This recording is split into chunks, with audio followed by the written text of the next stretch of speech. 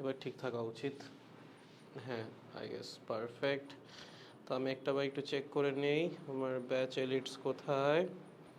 এই তো পাওয়া গেছে। হোলা, আসসালামু আলাইকুম ভাই। ওয়ালাইকুম আসসালাম ভাই। রে ভাই, আমার যে ঘুমটা আসছিল রে, ঘুম থেকে উঠে আসলাম। যাই হোক, কি অবস্থা গাইস, সবাইকে স্বাগতম ব্যাক টু দ্য ক্লাস। এবং আমরা দেখতে দেখতে গ্র্যাভিটির 10টা লেকচার কমপ্লিট করে ফেলছি। আজকে হচ্ছে আমাদের 11 নাম্বার লেকচার এবং চ্যাপ্টারের প্রায় সবই বলতে গেলে আমাদের শেষ। আমাদের বাকি আছে হচ্ছে শুধুমাত্র কৃত্রিম উপগ্রহ। এবং এখান থেকে কোয়েশ্চেন হয়, বাট মানে টপিকটা অনেক বেশি সহজ। টপিকটা কঠিন না, টপিকটা বেশ সহজ। এবং দেখবা খুব অল্প সময় লাগতেছে কমপ্লিট করতে, অল্প কিছু থিওরি আছে। এবং আমরা আগে যা যা পড়ছি এই চ্যাপ্টারে সেগুলা দিয়েই বা সেই কনসেপ্টগুলা দিয়েই হচ্ছে এই থিওরিগুলোকে ডিরাইভ করা যাবে। এবং 3টা বা 4টার মতো সূত্র আছে, সেগুলো একটু মাথায় রাখা লাগবে। সূত্রগুলো মোটেও কঠিন না, বেশ সহজ। একটাবার যদি একটু মনোযোগ দিয়ে শুনো তাহলে দেখবা এই রিলেটেড কোনো টপিকেই তোমার আর কোনো সমস্যা হচ্ছে না। এবং আজকে থেকে রমজান মাসের সূচনা হয়েছে, সবাইকে পবিত্র রমজান মাসের শুভেচ্ছা। আমার কেন যেন আজকে সন্ধ্যা পর্যন্ত কাজকাম করে আমার মনে হচ্ছিল আর পারতেছি না, পরে হচ্ছে একটু শুয়ে পড়ছিলাম। শরীর বলতেছে না প্রমিত আজকে আর ক্লাস নিস না, মন বলতেছে না ক্লাসটা নিতে হবে কারণ আজকে পড়াবো খুবই ইন্টারেস্টিং জিনিস। যাই হোক, আমাকে একটু জানাও সবকিছু ঠিকঠাক আছে কিনা, তোমরা সবকিছু ঠিকঠাক দেখতে পারতেছো কিনা, আমার কথা ঠিকঠাক শুনতে পারতেছো কিনা। যদি সবকিছু ঠিকঠাক থাকে আমরা দেরি করব না, ক্লাস শুরু করব। এবং ক্লাসটা শেষ হলে হচ্ছে আমরা একটু টাইম নিয়ে আলোচনা করব যে রমজান মাসে আসলে তোমরা কোন টাইমে ক্লাস করতে ইচ্ছুক। যেমন এই টাইমটা হচ্ছে খুব সুইটেবল একাডেমিক ক্লাস নেওয়ার জন্য, কারণ এই যে এখন আমার মাথায় কোনো প্রেশার নাই, লিটারেলি রিল্যাক্সড। কারণ এরপর আমার আর তেমন কোনো কাজ নাই, রাতে হয়তো বা টুকটাক কাজ আছে, বাট স্টিল অনেকটা রিল্যাক্সড। এখন আসলে রিল্যাক্সডভাবে পড়ানো যাবে। আর তোমরা যদি বল দিনের বেলায় ক্লাস নিতে, সেক্ষেত্রে হয়তো বা তোমার বড় ভাই আপুদের সাথে একটু কথা বলা লাগবে, তাদের সাথে আবার বসা লাগবে। কারণ তাদের সাথে কথা বলে হচ্ছে তাদের ক্লাসটা আমি দিনের বেলাতে নিছিলাম 2:30টার দিকে। আর সেক্ষেত্রে তোমরা যদি আবার দিনের বেলায় ক্লাস করতে চাও তোমাদেরটাও এই টাইমে নেওয়া লাগবে এবং ওদের টাইমটা আবার রাতে শিফট করা লাগবে। যাই হোক, এটা আমরা ক্লাসের লাস্টে আলোচনা করবো নি, টেলিগ্রাম গ্রুপে আলোচনা করবো নি। আপাতত ক্লাসটা করে নিই, আমাকে শুধু একটু জানাই দিবেন সব কিছু ঠিকঠাক আছে কিনা। Okay guys, let's go. Oh my god, good morning দাদা, গুড মর্নিং। সব ঠিকঠাক আছে? হ্যাঁ, ওকে। আমরাও রিল্যাক্সড এই টাইম। ওই তো, তাইলে তো এই টাইমটা তো সেই ঠিক আছে। তোমরা যারা লাইভ ক্লাসগুলো করো নিয়মিত, তাদের কাছ থেকে হচ্ছে অপিনিয়নটা সবার আগে নেওয়া লাগবে, ঠিক আছে। আমি মানে যারা রেকর্ডেড করে তাদের এগেইনস্টে আমি না, ঠিক আছে। রেকর্ডেড ক্লাস তুমি করতেই পারো, বাট দেখা যাচ্ছে যারা রেকর্ডেড করে তাদের তো আসলে ক্লাস টাইম নিয়ে খুব বেশি সমস্যা হওয়ার কথা না। বাট যারা লাইভে ক্লাস করে তাদের কাছ থেকে হচ্ছে ক্লাস টাইমের আইডিয়াটা নিতে হবে। ওকে, চলেন। ভ্যান আমার শেষ হইতে হইতে 10টা 10 বা 10টা 15 বেজে যায়, তাই 10টা 30-এ নিলে ভালো হয়। হ্যাঁ হ্যাঁ, সমস্যা নাই, আমরা হচ্ছে ওইটা ফিক্স করে নিব, প্যারা নাই। 10টা 10টা 30 এটা আসলে খুব বড় ইস্যু না, 10টা থেকে 10টা 30-এ ক্লাস শিফট করা যাবে, প্যারা নেই। ওকে। আর লেকচার লাগবে হচ্ছে আজকের পর আশা করতেছি আর একটা, মানে একটা আজকের ক্লাসটা 2.5 ঘন্টা বা 3 ঘন্টার ক্লাস নিলে আজকের ক্লাসেই শেষ হয়ে যাইতো, বাট একটা এক্সট্রা ক্লাস হয়তো আমাদের নিতে হবে। সো আমরা সোমবার আশা করতেছি চ্যাপ্টার কমপ্লিট করে ফেলবো। ওকে, তাহলে চলেন দেরি না করি, শুরু করে দিই। ওকে, আজকে আমরা যেটা নিয়ে পড়াশোনা করব সেটা হচ্ছে কৃত্রিম উপগ্রহ বা স্যাটেলাইট। প্রথম কথা হচ্ছে কৃত্রিম উপগ্রহ জিনিসটা কি। যেমন ধরো প্রত্যেকটা গ্রহেরই, সব গ্রহের না বাট ম্যাক্সিমাম গ্রহেরই কিছু ন্যাচারাল উপগ্রহ থাকে, কিছু নিজস্ব উপগ্রহ যারা কিনা গ্রহগুলোকে কেন্দ্র করে কন্টিনিউয়াসলি ঘুরতে থাকে। যেমন পৃথিবী সূর্যের চারপাশে ঘুরে, চাঁদ আবার কি করে, পৃথিবীর চারপাশে ঘুরে। সো চাঁদ হচ্ছে পৃথিবীর নিজস্ব উপগ্রহ। এবং শুধুমাত্র চাঁদ না, আমরা কি করছি, আমরা আরো এরকম কিছু অবজেক্ট ক্রিয়েট করছি যারা কন্টিনিউয়াসলি পৃথিবীকে রোটেট করতেছে বিভিন্ন পারপাসে। কি কি পারপাস? ধরো টেলিযোগাযোগের জন্য, কেউ কেউ হচ্ছে আবার ওয়েদার ফরকাস্টিং এর জন্য, কেউ কেউ হচ্ছে খনি খুঁজে পাওয়ার জন্য। মানে বিভিন্ন ধরনের কারণে এই কৃত্রিম উপগ্রহগুলো তৈরি করা হয়েছে। এই কৃত্রিম উপগ্রহের ব্যবহার কি না কি এগুলো নিয়েও আমরা পড়াশোনা করব, চিন্তা নাই কোনো। তাহলে এই যে আমাদের পৃথিবী, শুধুমাত্র পৃথিবী না, আবারও বলতেছি অন্যান্য গ্রহেরও কৃত্রিম উপগ্রহ অবশ্যই তৈরি করা যেতে পারে, বাট সেটা নিয়ে আমাদের এই মুহূর্তে কোনো কনসার্ন নাই। আমাদের কনসার্ন শুধুমাত্র পৃথিবীকে কেন্দ্র করে যে কৃত্রিম উপগ্রহগুলো ঘুরতেছে সেগুলো। এর ধরেন আমাদের পৃথিবী এবং তার চারপাশে বিভিন্ন ধরনের কৃত্রিম উপগ্রহ কি করতেছে, কন্টিনিউয়াসলি রোটেট করতেছে। ওকে, এখন এই যে কৃত্রিম উপগ্রহগুলা তারা পৃথিবীর চারপাশে কোন পথে ঘোরে? পথ দুই রকমের হইতে পারে, একটা হচ্ছে উপবৃত্তাকার পথ আর একটা হচ্ছে বৃত্তাকার পথ, দুইটাই হওয়া পসিবল। ওকে, একটা হইতে পারে যে তারা উপবৃত্তাকার পথে প্রদক্ষিণ করতেছে। কি পথে? উপবৃত্তাকার। ওকে, আর একটা হইতে পারে হচ্ছে তারা বৃত্তাকার পথে প্রদক্ষিণ করতেছে। ওকে, বৃত্তাকার পথ। ভাইয়া পরাবৃত্তাকার অধিবৃত্তাকার এরকম পথ হইতে পারে না? না। দেখো উপগ্রহ সেটা কৃত্রিম হোক সেটা ন্যাচারাল হোক, সে তো পৃথিবীর চারদিকে ঘুরবে, তাই না? কন্টিনিউয়াসলি রোটেট করতে থাকবে। সে কি পৃথিবীকে ছেড়ে কখনো চলে যাইতে পারবে? পারবে না। যেহেতু সে পৃথিবীকে ছেড়ে চলে যাইতে পারতেছে না, তার মানে অবশ্যই তার ঘূর্ণন পথটা হওয়া লাগবে বাউন্ডেড বা ক্লোজড। তুমি যদি কনিক্স পড়ে থাকো তাহলে তোমার অলরেডি আইডিয়া থাকা উচিত। ধরো আমি যদি একটা বৃত্ত আঁকি, সেই বৃত্ত দেখতে কিরকম? ধরো আমি যদি একটু আঁকি, তোমাদের একটু হালকা জ্যামিতি শিখাই, ওকে? এগুলো তো আসলে মনে করো ছোটবেলায় পড়াইতাম, অনেক দিন ধরে পড়ানো হয় না, যাই হোক ব্যাপার না। ধরো একটা বৃত্ত যদি তুমি আঁকো, সেই বৃত্ত দেখতে কিরকম হবে, উপবৃত্ত দেখতে কিরকম হবে, পরাবৃত্ত দেখতে কিরকম হবে, অধিবৃত্ত দেখতেই বা কিরকম হবে ব্রাদার বলো? ধরো তুমি আঁকতেছো একটা বৃত্ত, বৃত্ত দেখতে হবে হচ্ছে এরকম, মোটামুটি এরকম বলতে পারো। তুমি যদি আঁকো একটা উপবৃত্ত, সেই উপবৃত্ত দেখতে হবে হচ্ছে এরকম, ওকে? যে এইটা হচ্ছে উপবৃত্ত বা ইলিপস বলে এইটাকে, ওকে? যদি আঁকো একটা পরাবৃত্ত, সেই পরাবৃত্ত দেখতে হচ্ছে এরকম, ওকে? যদি আঁকো একটা অধিবৃত্ত বা হাইপারবোলা, সেটা দেখতে হচ্ছে এরকম, ওকে? সো এটা হচ্ছে বৃত্ত, এটা হচ্ছে উপবৃত্ত, এটা হচ্ছে পরাবৃত্ত এবং এটা হচ্ছে অধিবৃত্ত।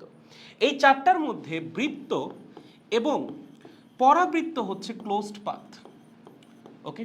তার মানে একটা বস্তু যখন সিস্টেমের সাথে বাউন্ডেড, সে যখন সিস্টেমকে ছাইরা যেতে পারতেছে না, তখন তার গতিপথ আইদার হবে বৃত্ত অথবা হবে হচ্ছে উপবৃত্ত। আর যদি এমন হয় যে না, বস্তু সিস্টেম ছেড়ে চলে যাবে, যেটা আমরা মুক্তিবেগের সময় দেখছিলাম, তখন তার যে গতিপথ সেটা হবে ওপেন, সেটা ক্লোজড হওয়ার কোনো সুযোগ নাই। সো বস্তু যখন পৃথিবীকে ছেড়ে চলে যাবে, পৃথিবী তার ফিরে আসবে না, তখন তার গতিপথ হবে আইদার পরাবৃত্ত, এটা হচ্ছে ওপেন পাথ, অথবা অধিবৃত্ত, এইটাও ওপেন, ওকে? তাহলে বস্তু যখন কোনো একটা গ্রহকে কেন্দ্র করে ঘুরতেছে, তার গতিপথ অবশ্যই একটা ক্লোজড পথ হওয়া লাগবে। হয় সেটা হবে বৃত্তাকার পথ অথবা সেটা উপবৃত্তাকার পথ। আর যখন বস্তু একটা গ্রহকে ছেড়ে চলে যাবে মুক্তি বেগে বা তার চেয়ে বেশি বেগে, তখন তার গতিপথ তো ক্লোজড হওয়ার কোনো কারণ নাই। সে তো আর সেই গ্রহকে কেন্দ্র করে ঘুরতেছে না, সে তাকে ছেড়ে চলে যাচ্ছে। তখন তার গতিপথটা হবে একটা ওপেন পাথ, আইদার সেটা হবে পরাবৃত্ত মানে হচ্ছে প্যারাবোলা অথবা অধিবৃত্ত বা হাইপারবোলা। সো আমরা পড়াশোনা করব কৃত্রিম উপগ্রহ নিয়ে। কৃত্রিম উপগ্রহ কি করবে? পৃথিবীর চারদিকে প্রদক্ষিণ করবে বিভিন্ন পারপাস, ওই যে বললাম বেশ কয়েকটা কারণ, টেলিযোগাযোগ হইতে পারে, দেন হচ্ছে ওয়েদার ফরকাস্টিং হইতে পারে, মাইনিং হইতে পারে, অনেক কারণে ঘোরাঘুরি করতে পারে। এই যে ঘুরবে, সে ঘুরবে এই দুইটা পথের যে কোনো একটা পথে, আইদার বৃত্তাকার পথে ঘুরবে অথবা হচ্ছে উপবৃত্তাকার পথে ঘুরবে। বাট আমরা পড়াশোনা করব শুধুমাত্র বৃত্তাকার পথেরটা নিয়ে, কারণ আমাদের আসলে উপবৃত্তাকার পথে ঘূর্ণনশীল বস্তু নিয়ে খুব বেশি পড়াশোনা নাই। ম্যাথে তোমাদের উপবৃত্ত নিয়ে কিছুটা পড়াশোনা আছে, বাট ফিজিক্সে উপবৃত্তাকার পথে যখন আমাদের যে কৃত্রিম উপগ্রহগুলা তারা পৃথিবীকে প্রদক্ষিণ করে, সেটা নিয়ে আসলে পড়াশোনা আমাদের সিলেবাসের অন্তর্ভুক্ত না। সো আমরা দেখব বৃত্তাকার পথে যখন কৃত্রিম উপগ্রহ পৃথিবীকে প্রদক্ষিণ করবে তখন কি হবে। এখন কথা হচ্ছে যে ভাইয়া বৃত্তাকার পথে প্রদক্ষিণ করার কন্ডিশন কি, এবং এভাবে উপবৃত্তাকার পথে প্রদক্ষিণ করার কন্ডিশন কি। এখানে একটা খুব সুন্দর কন্ডিশন আছে, সেটাও তোমাদেরকে একটু দেখাই দিই। আসো, ধরো এটা হচ্ছে পৃথিবী। কোনটা ভাইয়া? পৃথিবী দেখতে কেমন বলো? পৃথিবী দেখতে তো আসলে চ্যাপ্টা, বাট আমরা চিন্তা করে নিই হচ্ছে গোল। সো ধরো এই হচ্ছে আমাদের পৃথিবী। তুমি কি করলা? তুমি বললা ভাইয়া পৃথিবীর উপর একটা টাওয়ার আছে। আমি বললাম কেমন টাওয়ার? তুমি বললাম ভাইয়া এরকম। কিরকম? এরকম। তুমি বললা ভাইয়া এই টাওয়ারের উপরে আমি একটু দাঁড়াবো। বললাম ওকে, দাঁড়াও। দাঁড়ায় কি করবা? তুমি বললা ভাইয়া এই বস্তুটাকে আমি নিক্ষেপ করব। প্রশ্ন করলাম কত বেগে নিক্ষেপ করবা? তুমি বললা ভাইয়া প্রথমে আমি নিক্ষেপ করব 1 কিলোমিটার পার সেকেন্ড বেগে। কত বেগে রে? 1 কিলোমিটার পার সেকেন্ড বেগে। 1 কিলোমিটার পার সেকেন্ড বেগে নিক্ষেপ করলে কি হবে? ছবি এঁকে দেখাই। 1 কিলোমিটার পার সেকেন্ড বেগে যদি নিক্ষেপ করো, বস্তুটা এইভাবে পৃথিবীতে এসে পড়বে, ঠিক আছে? এইভাবে। তুমি বললা ভাইয়া বেগ আর একটু বাড়াই। আমি বললাম বাড়াও, বাড়ায় কত করবা? তুমি বললা ভাইয়া 2 বা 3 কিলোমিটার পার সেকেন্ড করি। আমি বললাম ওকে। তখন কি হবে? তখন বস্তুটা আরো দূরে গিয়ে পৃথিবীতে এসে হিট করবে, বাট পৃথিবীতে ফিরে আসবে, ঠিক আছে? তুমি বললা ভাইয়া তাহলে একটা কাজ করি, আমি তো বস্তুকে পৃথিবীতে ফিরে আনতে চাই না, বেগ আরেকটু বাড়াই। আমি বললাম কত? তুমি বললা ভাইয়া 6 কিলোমিটার পার সেকেন্ড।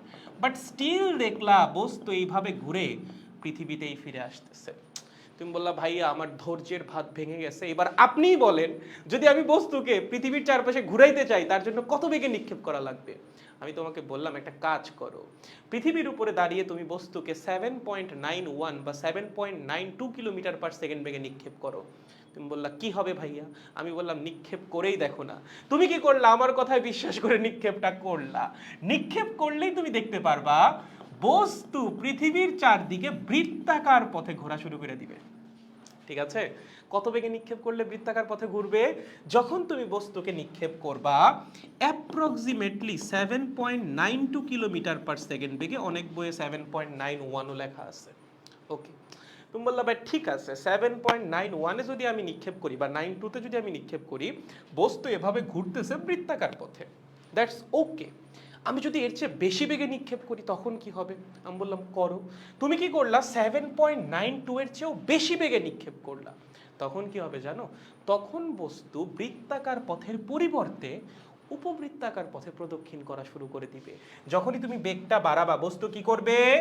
বস্তু পৃথিবীকে উপবৃত্তাকার পথে প্রদক্ষিণ করা শুরু করে দিবে। ওকে, এটা কখন?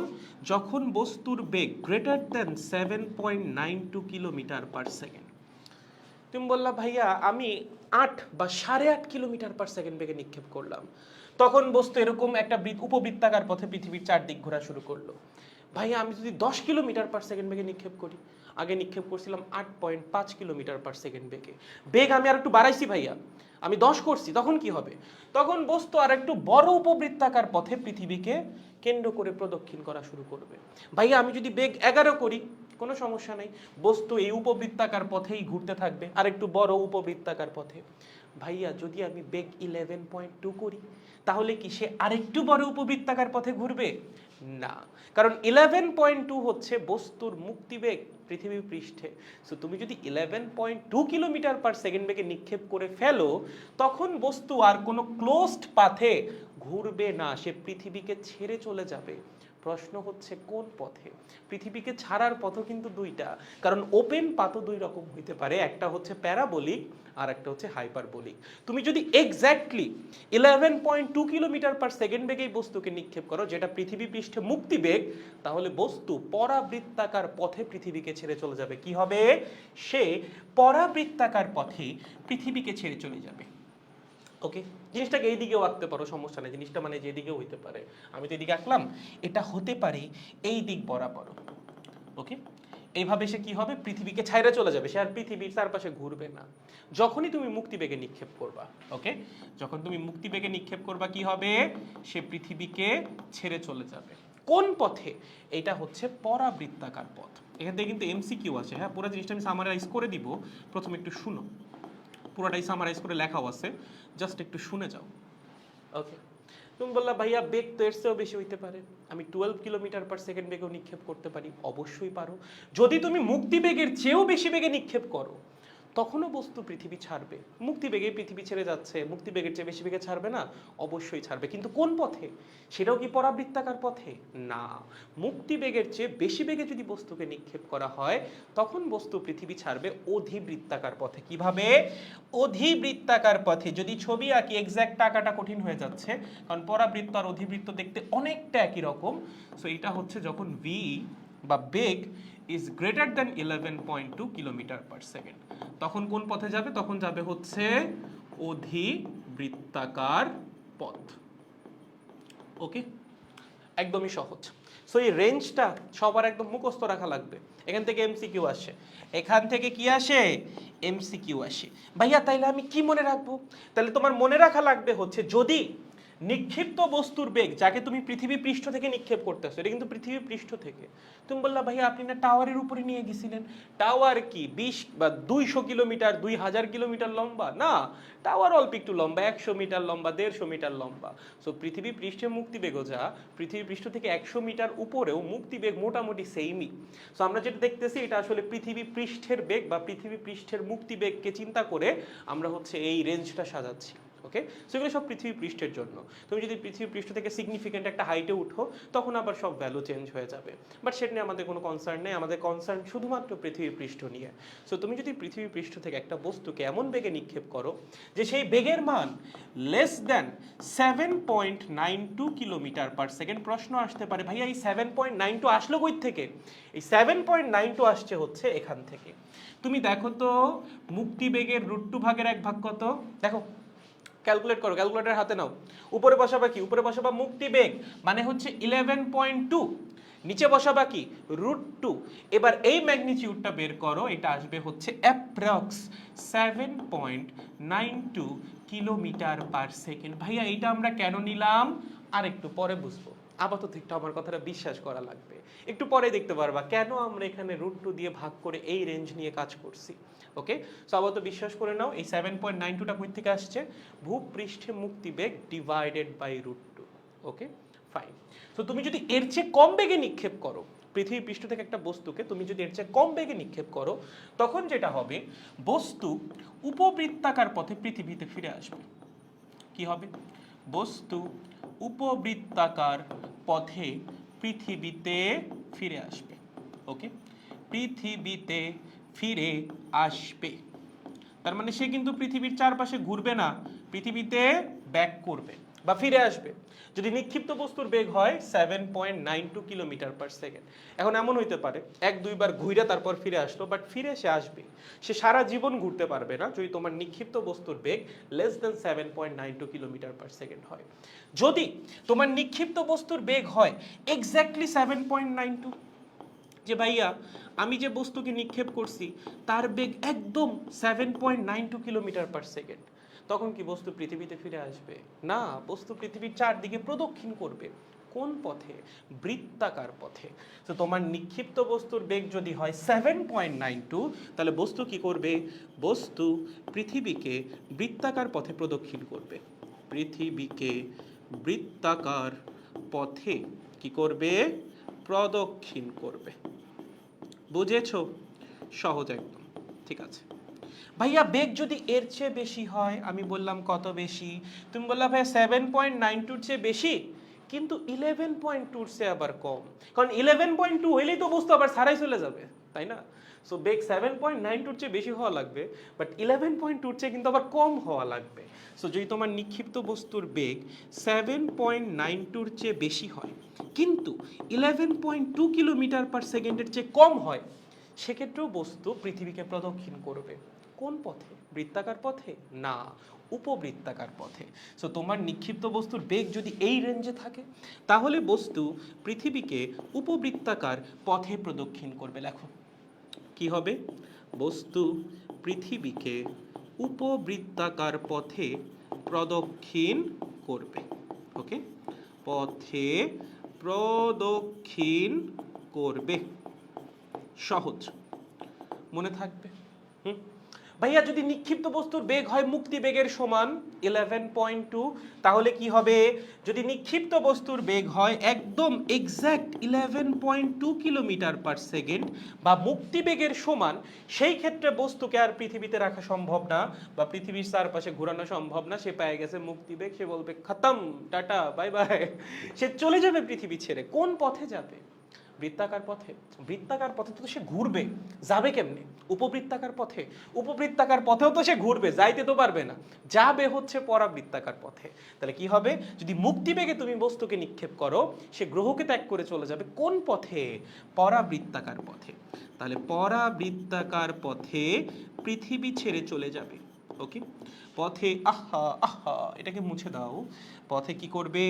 পৃথিবী ছেড়ে চলে যাবে। ওকে, ছেড়ে চলে যাবে। ভাইয়া বেগ তো এর চেয়েও বেশি হইতে পারে, অবশ্যই পারে, বেশির কোনো শেষ নাই। আমার যদি নিক্ষিপ্ত বস্তুর বেগ 11.2 এর চেয়েও বেশি হয়ে যায় তখন কি হবে?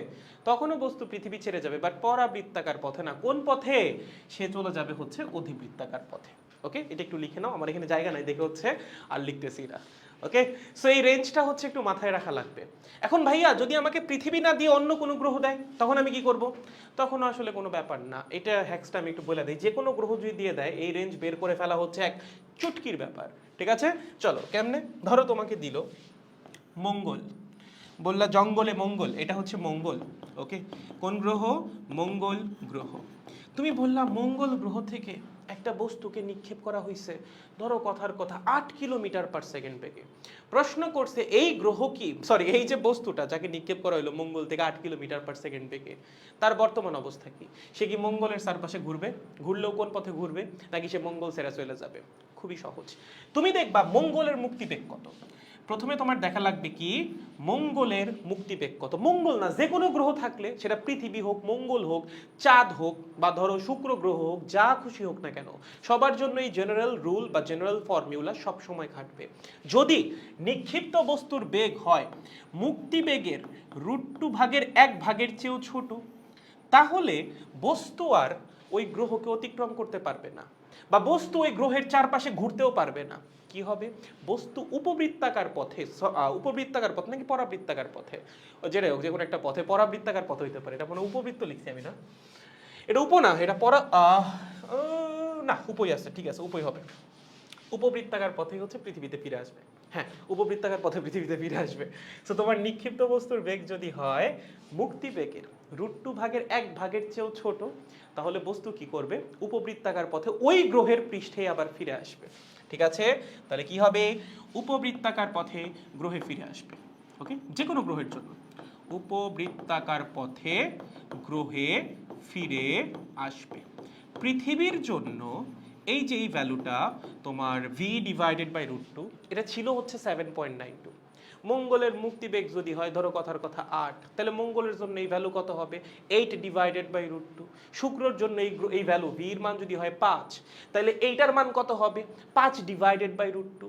সো নিক্ষিপ্ত বস্তুর বেগ যদি মুক্তিবেগের √2 ভাগের 1 ভাগের চেয়েও কম হয়, তাহলে বস্তু আবার ওই গ্রহে ফিরে আসবেই। কোন পথে? উপবৃত্তাকার পথে। সে কি গ্রহকে প্রদক্ষিণ করতে পারবে সারাক্ষণ? না। তাহলে গ্রহকে প্রদক্ষিণ করার জন্য কি করা লাগবে? গ্রহকে প্রদক্ষিণ করার জন্য বস্তুকে নিক্ষেপ করতে হবে টা টা টা টা টা মুক্তিবেগের √2 ভাগের 1 ভাগের সমান বেগে।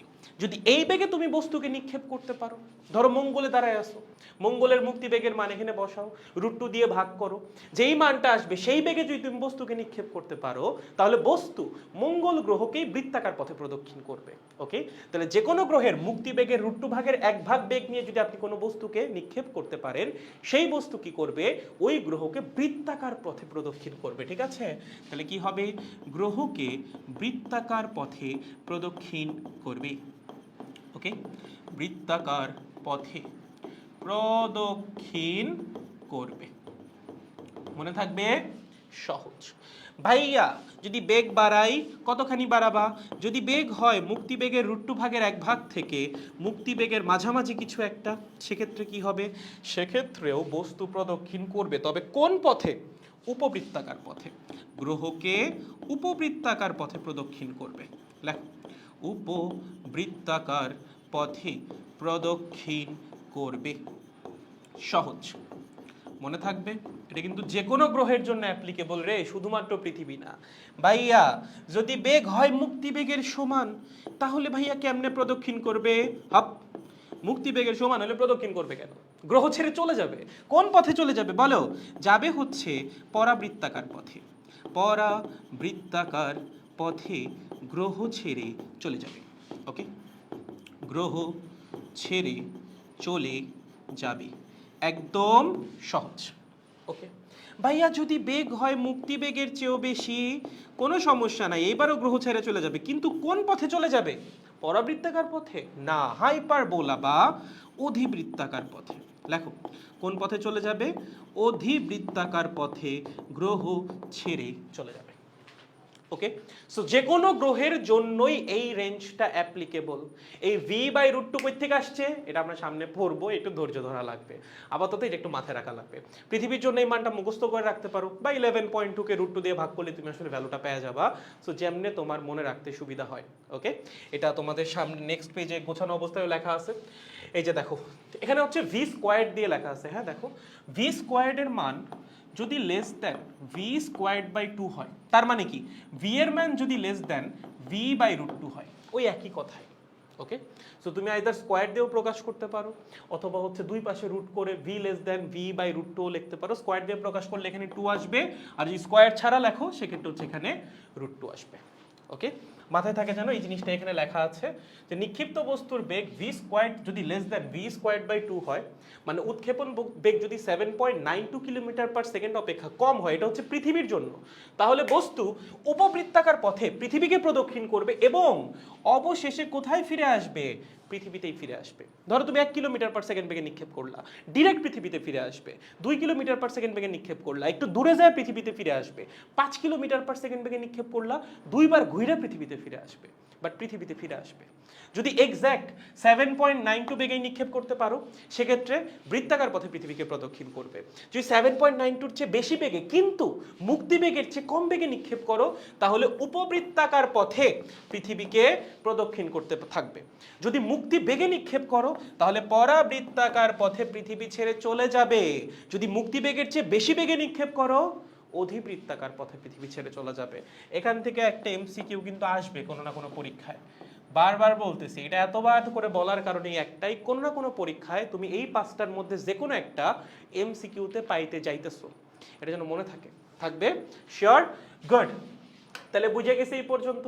এখন একটু স্যাটেলাইট নিয়ে পড়াশোনা করা যাক।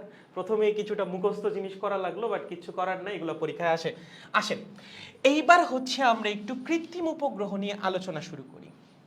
সো ধরেন এটা হচ্ছে আমাদের পৃথিবী, মাদার আর্থ। কৃত্রিম উপগ্রহ কি? পৃথিবীর পৃষ্ঠ থেকে একটা নির্দিষ্ট উচ্চতায় থাকে। সব কৃত্রিম উপগ্রহ অনেক বেশি দূরে থাকে না।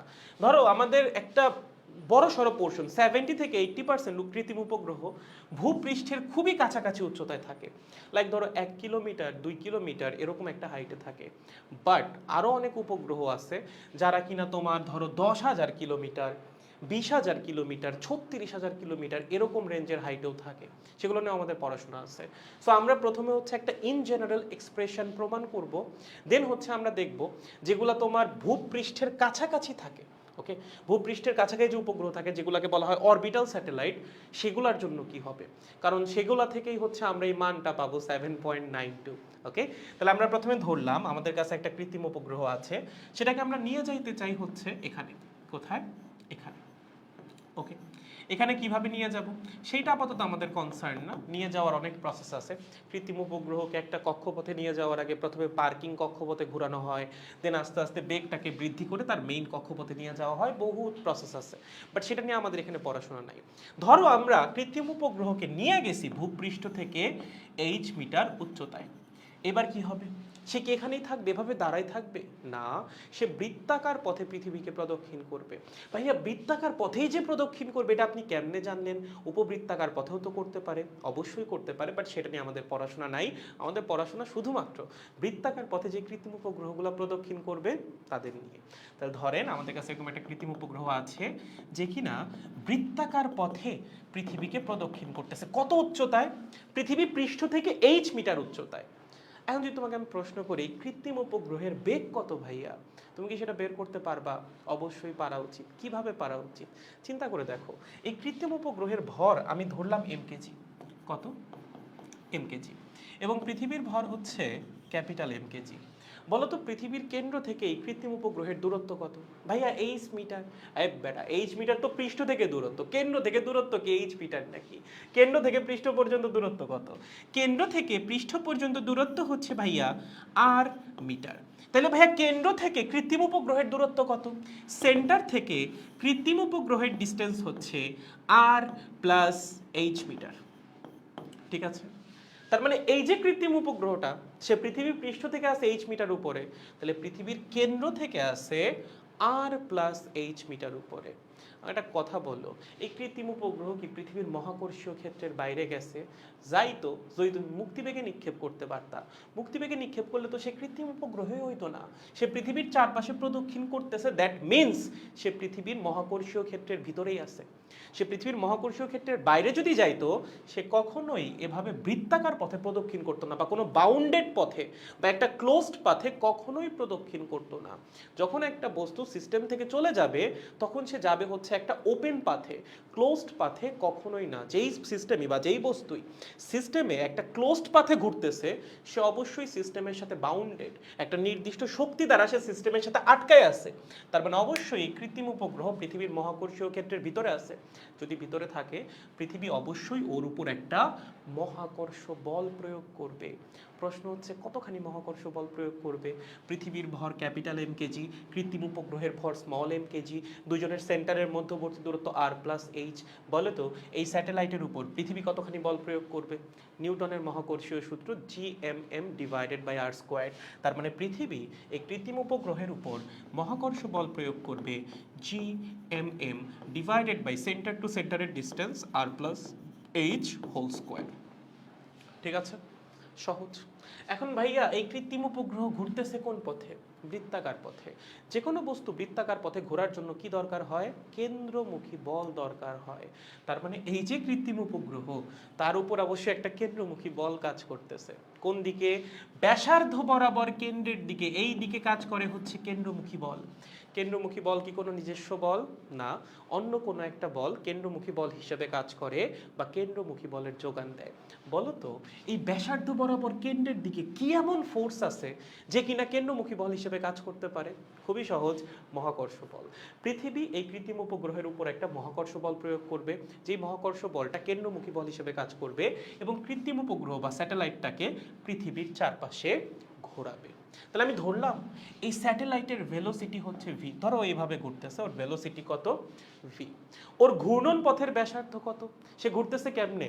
পৃথিবীকে কেন্দ্র করে। তাহলে ঘূর্ণন পথের ব্যাসার্ধ হচ্ছে পৃথিবীর কেন্দ্র থেকে ওর দূরত্ব, that means R plus H.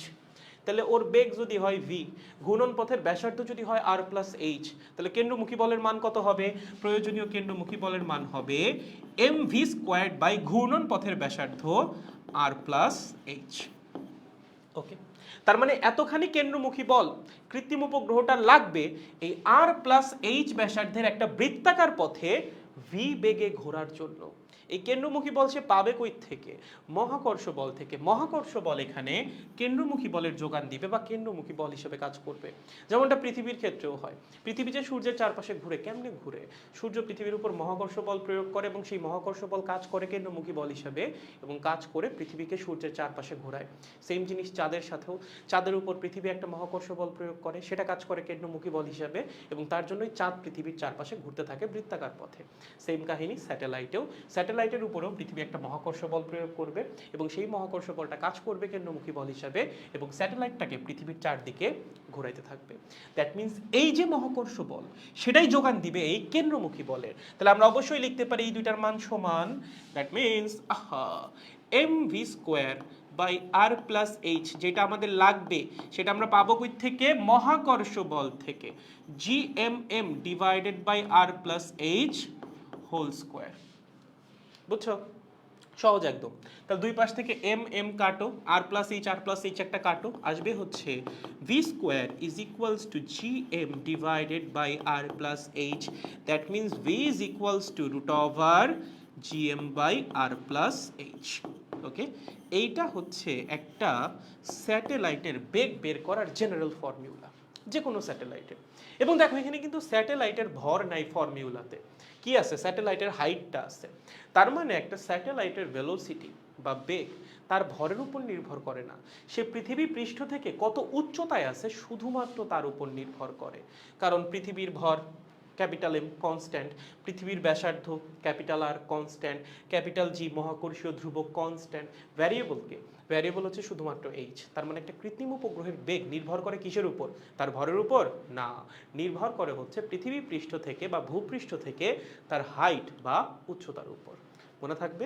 So এটা হচ্ছে জেনারেল এক্সপ্রেশন যে কোনো উপগ্রহের জন্য। বাট একটা মেজর সংখ্যক উপগ্রহ পৃথিবীর খুব কাছাকাছি থাকে, যাদেরকে বলা হয় অরবিটাল স্যাটেলাইট। সো এটা নিয়ে আমরা একটু পড়াশোনা করে আসো। কি অরবিটাল স্যাটেলাইট? লেখো একটু। কি ভাইয়া? Orbital satellite.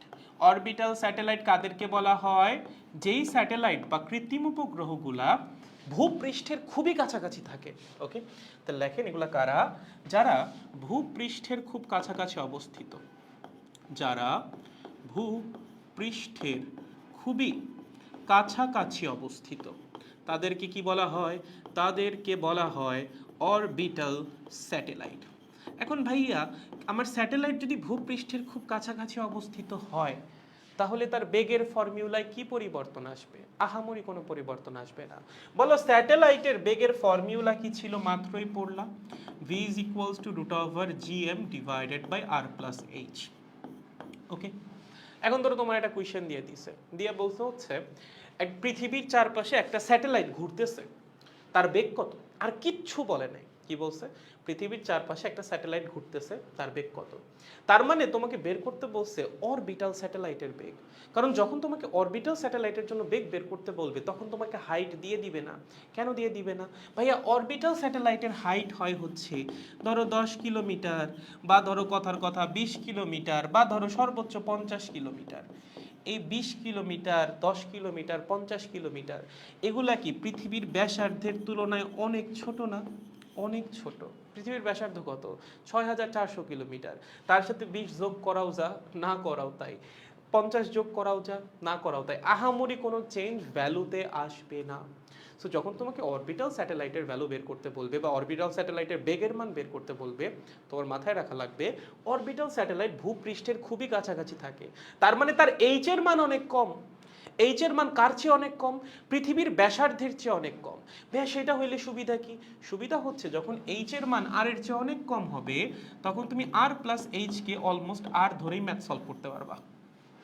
ওকে, তার মানে যদি একটা অরবিটাল স্যাটেলাইট তোমাকে দিয়ে দেয় যেখানে উচ্চতার কথা উল্লেখই করা নাই ম্যাথে, তোমার তো ম্যাথ দেখেই প্রথমে মাথায় আকাশ ভেঙে পড়বে। আরে স্যাটেলাইটের হাইট আমাকে দিয়ে দেয় নাই, আমি স্যাটেলাইটের বেগ কেমনে বের করব? হাইট যে দিয়ে দেয় নাই তার মানে বলছে অরবিটাল স্যাটেলাইটের কথা, যেটা পৃথিবী পৃষ্ঠের খুবই কাছাকাছি, যার এইচ এর মান অনেক কম। সো আর প্লাস এইচকে আমরা ধরতে পারি অলমোস্ট আর। সেই ক্ষেত্রে আমাদের কৃত্রিম উপগ্রহের বেগের ফর্মুলা কি হবে? √gm ডিভাইডেড বাই আর। তবে এইটা শুধুমাত্র অরবিটাল স্যাটেলাইটের জন্য। যদি তোমাকে বলে দেয় যে ভাইয়া পৃথিবীর পৃষ্ঠ থেকে আমার স্যাটেলাইট আছে 100 কিলোমিটার উচ্চতায়, বেগ কত? তুমি বললা √gm বাই আর, হইল? তোমারে দিয়ে দিছে এবার হাইট 100 কিলোমিটার, তখন তো তোমার সেটা ইউজ করাই লাগবে। যদি দিয়ে দেয় হাইট সেক্ষেত্রে আমরা অবশ্যই এইচ এর মান বসাবো, বাট যদি এইচ এর মান দেওয়া না থাকে বা বের করার কোনো ওয়ে না থাকে সেক্ষেত্রে তোমার বোঝা লাগবে তোমার অরবিটাল স্যাটেলাইটের কথা বলা হয়েছে, এখানে এইচ এর কথা চিন্তা করার দরকারই নাই, আর প্লাস এইচ এর পরিবর্তে সিম্পলি আর ধরে ম্যাথ করে দিবা, কারণ অরবিটাল স্যাটেলাইটের জন্য এইচ এর ভ্যালু খুবই কম। সো আর প্লাস এইচকে আমরা লিখতে পারি হচ্ছে আর। ওকে, এইবার দেখো এখান থেকে না তোমার একটা আইডিয়া চলে আসা উচিত। এটা কার জন্য বললাম? এটা হচ্ছে অরবিটাল স্যাটেলাইটের জন্য, তাই না? কার জন্য? অরবিটাল স্যাটেলাইটের জন্য, কেবলমাত্র অরবিটাল স্যাটেলাইটের জন্য, যেখানে হাইটের কথা কোয়েশ্চেনে উল্লেখ করা থাকবে না। আর একটা কথা বলো তো, অরবিটাল স্যাটেলাইট কি ভূপৃষ্ঠের খুব কাছাকাছি থাকে না খুবই কাছাকাছি থাকে? কোন পথে প্রদক্ষিণ করে? এতক্ষণ ধরে কোন পথ নিয়ে আমরা আলোচনা করতেছিলাম? উপবৃত্তাকার পথ? না, বৃত্তাকার পথ। তার মানে একটা স্যাটেলাইট ভূপৃষ্ঠের কাছাকাছি বৃত্তাকার পথে প্রদক্ষিণ করবে যখন তার বেগ হবে এইটা। এটা কি তুমি মানো? অবশ্যই মানো, তাই না? এতক্ষণ ধরে তুমি এটাই প্রমাণ করলা। একটা স্যাটেলাইট ভূপৃষ্ঠের কাছাকাছি থেকে পৃথিবীকে বৃত্তাকার পথে প্রদক্ষিণ করবে যখন তার ভেলোসিটি হবে হচ্ছে এইটা। এই ভেলোসিটি বের করো তো, জি এর মান বসাও, এম হচ্ছে পৃথিবীর ভর বসাও, আর হচ্ছে পৃথিবীর ব্যাসার্ধ বসাও, দেখবা 7.92 আসতেছে। ঠিক আছে, এই মানগুলা বসাও। জি এর মান কত? 6.673 × 10⁻11।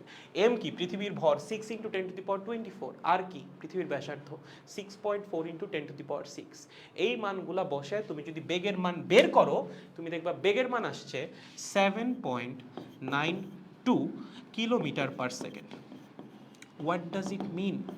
একটা স্যাটেলাইট যদি পৃথিবীকে বৃত্তাকার পথে প্রদক্ষিণ করে, পৃথিবী থেকে অনেক দূরে না, পৃথিবীর কাছাকাছি থেকে, যদি একটা স্যাটেলাইট পৃথিবীর কাছাকাছি থেকে পৃথিবীকে বৃত্তাকার পথে প্রদক্ষিণ করে তার বেগ হবে 7.92 কিলোমিটার পার সেকেন্ড।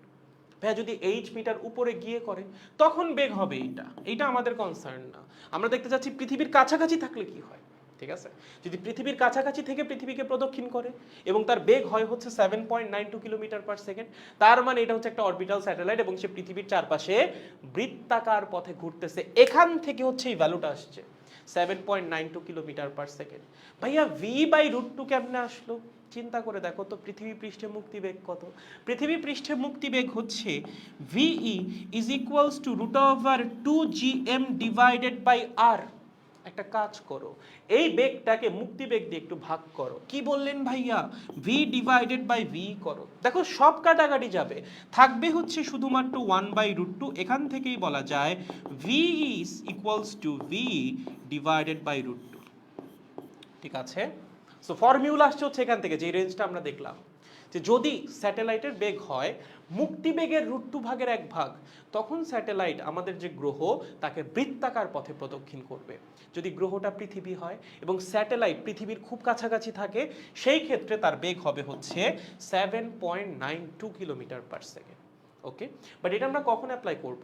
যখন অরবিটাল স্যাটেলাইট হবে, যখন হাইটের কথা বলা থাকবে না। তোমাকে যদি কোয়েশ্চেনে হাইট দিয়ে দেয় যে হ্যাঁ আমরা কৃত্রিম উপগ্রহকে ভূপৃষ্ঠ থেকে 200 কিলোমিটার উপরে স্থাপন করছি, তখন আমরা বেগ অবশ্যই এই ফর্মুলা দিয়েই বের করবো। এটা দিয়ে কখন বের করব?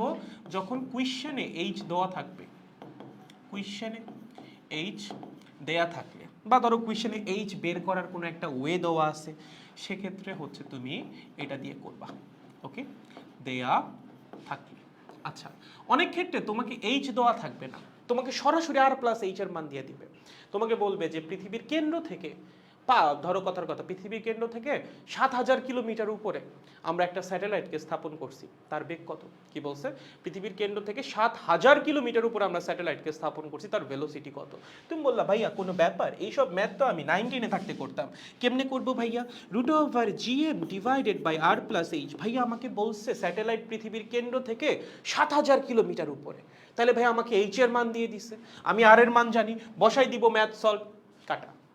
এইচ হচ্ছে পৃথিবী পৃষ্ঠ থেকে স্যাটেলাইটের হাইট। তোমাকে এবার বলেই দিছে পৃথিবীর কেন্দ্র থেকে 7000 কিলোমিটার উপরে স্যাটেলাইট আছে, তাহলে তোমার কি এইচ এর মান দিছে? না, তোমাকে দিয়ে দিছে আর প্লাস এইচ এর মান। আর প্লাস এইচ হচ্ছে পৃথিবীর কেন্দ্র থেকে স্যাটেলাইটের দূরত্ব। সো যদি কেন্দ্র থেকে স্যাটেলাইটের দূরত্ব দেওয়া থাকে, সেটা হচ্ছে ডিরেক্ট আর প্লাস এইচ এর মান দেওয়া আছে। যদি পৃষ্ঠ থেকে স্যাটেলাইটের দূরত্ব দেওয়া থাকে, সেক্ষেত্রে তোমাকে এইচ এর মান দেওয়া আছে, সেটা ফর্মুলাতে বসিয়ে স্যাটেলাইটের ভেলোসিটি তোমার বের করা লাগবে। বুঝছো? খুবই সহজ ফর্মুলা। এই ফর্মুলা মনে রাখা হচ্ছে ইজিয়েস্ট প্রসেস। মনে থাকবে? Sure, very good. তো এটা গেল হচ্ছে আমাদের স্যাটেলাইটের বেগ। এবার হচ্ছে ভাইয়া স্যাটেলাইটের কি বলে পর্যায়কাল কত? পর্যায়কাল আবার কি জিনিস ভাইয়া? পর্যায়কাল মানে হচ্ছে এই যে স্যাটেলাইট, সে কি পৃথিবীর চারদিকে প্রদক্ষিণ করবে না? একবার প্রদক্ষিণ করতে কতটুকু সময় লাগবে, সেটাকে আমরা বলি স্যাটেলাইটের পর্যায়কাল, এবং সেটা আমরা একটু বের করতে আগ্রহী। ধরো এটা আমাদের পৃথিবী, মাদার আর্থ, এই হচ্ছে আমাদের স্যাটেলাইট। স্যাটেলাইট কি করতেছে? স্যাটেলাইট পৃথিবীকে করতেছে প্রদক্ষিণ। কেন ভাইয়া? এখন ওর মন চাচ্ছে করবে, আমরা এখানে কি বা করতে পারি বলো? সো স্যাটেলাইট ধরো এভাবে পৃথিবীর চারপাশে ঘুরতেছে, এভাবে, এই ওকে, এইভাবে সে প্রদক্ষিণ করতেছে। তার একবার ঘুরে আসতে পৃথিবীর চারপাশে একটা বার পুরা পথ অতিক্রম করতে তার যেই পরিমাণ সময় লাগবে, সেটাকেই আমরা বলি হচ্ছে স্যাটেলাইটটার পর্যায়কাল। এখানে আমরা একটা কথা বলি যে স্যাটেলাইটটা ঘুরতেছে একটা বৃত্তাকার পথে ঘুরতেছে, উপবৃত্তাকার পথেও ঘুরতে পারে, সেটা আমরা আলোচনা করতেছি না, শুধুমাত্র বৃত্তাকার পথ। এই বৃত্তাকার পথের ব্যাসার্ধ কত? যদি ভাইয়া ভূপৃষ্ঠ থেকে স্যাটেলাইটের হাইট হয় এইচ, তাহলে এই বৃত্তাকার পথের বা তার ঘূর্ণনের যে ব্যাসার্ধ, সেটা হবে হচ্ছে আর প্লাস এইচ। ঠিক আছে, এটা কত হবে? এটা হবে হচ্ছে আর প্লাস এইচ। তার মানে এই যে স্যাটেলাইটে রোটেট করতেছে বা ঘুরতেছে, সে ঘুরতেছে হচ্ছে আর প্লাস এইচ ব্যাসার্ধের একটা বৃত্তাকার পথে। ওকে ভাইয়া, স্যাটেলাইট যদি আর প্লাস এইচ ব্যাসার্ধের বৃত্তাকার পথে একবার ঘুরে আসে, সে কতখানি দূরত্ব অতিক্রম করবে? ভাইয়া 0 মিটার। 0 তো সরল, কতখানি দূরত্ব অতিক্রম করবে? সে দূরত্ব অতিক্রম করবে হচ্ছে পরিধির সমান, তাই না? তুমি একটা বৃত্তাকার পথ ঘুরে আসলাম, তোমার বললাম তোমার অতিক্রান্ত দূরত্ব কত, বৃত্তাকার পথের পরিধি যত তত। সো স্যাটেলাইট যদি এভাবে একবার পৃথিবীকে প্রদক্ষিণ করে আসে, তার অতিক্রান্ত দূরত্ব হবে এই বৃত্তাকার পথের পরিধির সমান। এবং এই যে সে ঘুরে আসবে, সে কত বেগ নিয়ে ঘুরে আসবে? স্যাটেলাইটের বেগ কত ভাইয়া? জানি না। এর আগে কি পড়লা? স্যাটেলাইটের বেগই তো পড়লা। সেটা যদি এখন ভুলে যাও, তাহলে তোমাকে আর একবার ক্লাস কততে ভর্তি করবো সেটা তুমি ঠিক করো। যাই হোক, স্যাটেলাইটের বেগ হচ্ছে √gm divided by r plus H, যেহেতু স্যাটেলাইটটা ভূমি থেকে এইচ মিটার উচ্চতায় আছে। এবং এই স্যাটেলাইট যদি একবার ঘুরে আসতে চায় এই বৃত্তাকার পথ, তার অতিক্রান্ত দূরত্ব কত হবে? তার অতিক্রান্ত দূরত্ব হবে এই বৃত্তাকার পথের পরিধির সমান। অতিক্রান্ত দূরত্ব হবে কত? 2π ইন্টু এই বৃত্তাকার পথের ব্যাসার্ধ। তাই না? পরিধি নির্ণয় করার ফর্মুলা, ব্যাসার্ধ হচ্ছে r প্লাস এইচ। ওকে, সো আমার স্যাটেলাইট একবার ঘোরা মানে তার অতিক্রান্ত দূরত্ব এত, এবং সে ঘুরতেছে কত বেগে, √gm divided by r plus H বেগে। এবং এই বেগের মান কিন্তু কনস্ট্যান্ট, এই হাইটে এই বেগের মান কনস্ট্যান্ট, ফিক্সড, চেঞ্জ হবে না। তাহলে অতিক্রান্ত দূরত্ব তুমি জানো, বেগ তুমি জানো, সময় কেমনে বের করবা? অতিক্রান্ত দূরত্ব ইজ ইকুয়ালস টু বেগ মাল্টিপ্লাইড বাই প্রয়োজনীয় সময়। তাহলে সময় হবে হচ্ছে অতিক্রান্ত দূরত্ব ডিভাইডেড বাই বেগ, গতিবিদ্যার বেসিক ফর্মুলা। এবং এই একবার ঘুরে আসতে প্রয়োজনীয় যে সময়, সেটাকেই আমরা বলতেছি পর্যায়কাল। তাহলে পর্যায়কাল কত হবে? পর্যায়কাল লেখো, এটাকে প্রকাশ করা হয় টি দ্বারা। পর্যায়কাল টি হবে উপরে অতিক্রান্ত দূরত্ব, নিচে হচ্ছে বেগ। অতিক্রান্ত দূরত্ব কত? 2π × r প্লাস এইচ, একবার ঘুরতে অতিক্রান্ত দূরত্ব। কত বেগ নিয়ে ঘুরছে? √gm divided by r plus H. ঠিক আছে, সহজ, মনে থাকবে, ভেরি গুড। একটা কাজ করো, 2πটাকে একটু সাইডে রাখো, r প্লাস এইচটাকে একটু উপরে নিয়ে যাও। হ্যাঁ, একটু সাজাইতে হবে জিনিসটাকে। 2πটাকে আমরা সামনে রাখলাম, এখানে আসলে হচ্ছে r plus H to the power 3/2। ভাই টু দি পাওয়ার 3/2 কেমনে আসলো? এখানে একটা r প্লাস এইচ আছে, এখানে কি আছে নিচে? √r plus H. এটাকে যদি উপরে নিয়ে আসো তাহলে হয়ে যাবে r plus H into r plus H to the power half. গুণ করলে কি হয়? পাওয়ার যোগ হয়ে যায়, 1 প্লাস হাফ মানে কত? 3/2। সো হয়ে গেছে r plus H to the power 3/2। Okay, divided by আছে হচ্ছে √gm। ওকে, যদি এই পুরো জিনিসটাকে একটু সাজাই লিখি, তাহলে এইভাবে লেখা যাইতে পারে 2π ইন্টু r, আহা আহা আহা, 2π মাল্টিপ্লাইড বাই, উপরে হবে r plus H whole cube, নিচে হবে হচ্ছে gm, তার উপর হোল পাওয়ার হবে হচ্ছে হাফ। ঠিক আছে, সো এই হচ্ছে কৃত্রিম উপগ্রহ বা স্যাটেলাইটের পর্যায়কাল নির্ণয় করার ফর্মুলা। ভাইয়া এই ফর্মুলা তো অনেক কঠিন লাগতেছে, ফর্মুলা এটা একটু কঠিনই। ভাইয়া কোনো শর্টকাট আছে? কোনো শর্টকাট নাই। একটা উপায় হইতে পারে, তুমি প্রথমে বেগটাকে আলাদাভাবে নির্ণয় করতে পারো, দেন এই অতিক্রান্ত দূরত্বকে বেগ দিয়ে ভাগ করেও তুমি ডিরেক্ট পর্যায়কাল নির্ণয় করতে পারো। মানে তুমি যেটা করতে পারো, এই ফর্মুলা যদি মনে রাখতে প্যারা হয়, তুমি প্রথমে ধরো বেগটাকে বের করলে এই ফর্মুলা দিয়ে, দেন পর্যায়কাল হবে হচ্ছে 2π into r plus H divided by বেগ। ওকে, যদি এই ফর্মুলা মনে রাখতে তোমার প্যারা হয়। অথবা আমি যেটা করতাম আর কি, আমার এইসব ফর্মুলা মনে থাকতো না, আমি পরীক্ষার হলে এগুলো ডিরাইভ করতাম। তার একটা মিনিট, পিঠের মধ্যে কি যেন একটা গেছে, ও মাই গড, এটা কি পিঁপড়া নাকি? এটা কই থেকে আসলো ভাই? কি অদ্ভুত অদ্ভুত প্রাণী, কোনো কাম কাজ নাই নাকি? ক্লাস নিচ্ছি এটাও বুঝে না, টাইমিং বুঝে না, রাতের বেলায় কামড়া, ক্লাসের সময় কেন কামড়াবি? যাই হোক, যেখানে ছিলাম গাইস, সেটা হচ্ছে এই ফর্মুলা যদি তোমার মনে না থাকে, একটা উপায় হচ্ছে প্রথমে মুখস্থ করার চেষ্টা করা বারবার লিখে। দ্বিতীয় উপায় হচ্ছে প্রথমে বেগ বের করা। ঠিক আছে, এই ফর্মুলা দিয়ে প্রথমে বেগ বের করে, তো মনেই থাকবে। দেন অতিক্রান্ত দূরত্বকে বেগ দিয়ে ভাগ করে দাও, পর্যায়কাল বের হয়ে যাবে। এটা হচ্ছে সেকেন্ড ওয়ে। এবং থার্ড ওয়ে হচ্ছে এই ফর্মুলা পরীক্ষার হলে প্রমাণ করা, বসে বসে আমি এটাই করতাম। ঠিক আছে, আমার মনে থাকতো না এইসব ফর্মুলা। সো আমি হচ্ছে নিজে বেগের মান বসাইতাম, যে বেগের যে ফর্মুলা সেটা বসাইতাম, 2 লাইন ক্যালকুলেশন করলে আমার কাঙ্ক্ষিত ফর্মুলা চলে আসতো। দেন এই ফর্মুলার মধ্যে মান বসে আমি হিসাব করে দিয়ে আসতাম পর্যায়কাল কত হবে। তাহলে একটা কৃত্রিম উপগ্রহের পর্যায়কাল নির্ণয় করার ফর্মুলা কি? এইটা, টি টা টা টা টা টা। এটাকে একটু মুছে দিলাম, এখানে লিখি T is equals to 2π multiplied by r plus H whole cube divided by gm to the power হচ্ছে হাফ, মানে হচ্ছে পুরাটার উপরে রুট। ওকে, সো এই হচ্ছে ফর্মুলা। এখানে পায়ের মান তো আই গেস জানো, আর এর মান হচ্ছে পৃথিবীর ব্যাসার্ধ, এইচ হচ্ছে কি বলতো? ভূপৃষ্ঠ থেকে স্যাটেলাইটের উচ্চতা, মানে পৃথিবী পৃষ্ঠ থেকে স্যাটেলাইট কতখানি উপরে আছে। আর নিচের যে ক্যাপিটাল জি, এটা হচ্ছে 6.673 ইন্টু 10⁻11। আর ক্যাপিটাল এম যেটা, এটা হচ্ছে আমাদের পৃথিবীর ভর। সো আপনার যদি ডিরেক্ট এই ফর্মুলা মনে থাকে খুবই ভালো। অথবা কি বলছিলাম, প্রথমে বেগটাকে নির্ণয় করবা, দেন হচ্ছে অতিক্রান্ত দূরত্বকে বেগ দিয়ে ভাগ করে দিবা, তাইলেই হয়ে যাবে, পর্যায়কাল চলে আসবে। অথবা তুমি চাইলে ফর্মুলাকে ডিরাইভও করে আনতে পারো, করা খুব বেশি কঠিন কিছু না। বেগের যে ফর্মুলা সেটা নিচে বসাই দিলেই হচ্ছে তোমার কাঙ্ক্ষিত ফর্মুলা চলে আসবে। সো যেভাবে তোমার সুবিধা হয়। ওকে, এখন এই যে জিনিসটা, এটা গেল কার জন্য? এইটা গেল হচ্ছে নর্মাল যে কোনো স্যাটেলাইটের জন্য। যদি ভাইয়া আবারও অরবিটাল স্যাটেলাইট দেয়, হা হা হা, যদি দেয় অরবিটাল স্যাটেলাইট, তখন আমরা কি করবো? আসো ধরো আরেকটা বার, আহা কোথায় চলে আসলাম আমি, হ্যাঁ, আরেকটা বার অরবিটাল স্যাটেলাইট। কি? Orbital satellite. ধরো তোমার বের করতে বলছে অরবিটাল স্যাটেলাইটের পর্যায়কাল কত। মানে একটা অরবিটাল স্যাটেলাইট পৃথিবীর চারপাশে ঘুরতে কতটুকু সময় নেয় এটা বের করার প্রসেস খুব সহজ। বলো একটা স্যাটেলাইটের পর্যায়কাল বের করার ফর্মুলা কি? মাত্রই দেখলাম 2 পাই ইন্টু উপরে হচ্ছে আর প্লাস এইচ হোল কিউব, নিচে আসে হচ্ছে জিএম, তার উপর পাওয়ার হচ্ছে হাফ। অরবিটাল স্যাটেলাইট হলে পার্থক্যটা কোথায় আসবে? অরবিটাল স্যাটেলাইটের জন্য এইচ এর মান আর এর মানের চেয়ে খুবই কম, খুবই মানে খুবই কম, অনেক কম, একদম কম। তাহলে যদি এইচ এর মান আর এর মানের চেয়ে অনেক কম হয় তাহলে আমরা কি বলতে পারি? আমরা বলতে পারি R plus H is almost equals to R. তবে এটা শুধুমাত্র অরবিটাল স্যাটেলাইটের জন্য, অন্য সব স্যাটেলাইটের জন্য লেখা যাবে না। যদি কোয়েশ্চেনে এইচ এর মান দেওয়া থাকে কখনোই তুমি আর প্লাস এইচ সমান আর লিখ, এইচ এর মান দিয়ে দিলে অবশ্যই সেটাকে ব্যবহার করতে হবে। যদি না দিয়ে দেয় বা যদি বলে দেয় অরবিটাল স্যাটেলাইট, সেক্ষেত্রে হচ্ছে আর প্লাস এইচকে আমরা সিম্পলি আর দিয়ে রিপ্লেস করে দিব। তাহলে সেক্ষেত্রে ফর্মুলা কি হবে? 2 পাই আর প্লাস এইচ এর পরিবর্তে যদি আর চলে আসে তাহলে উপরে হয়ে যাবে আর কিউব, নিচে হয়ে যাবে জিএম টু দি পাওয়ার হচ্ছে হাফ।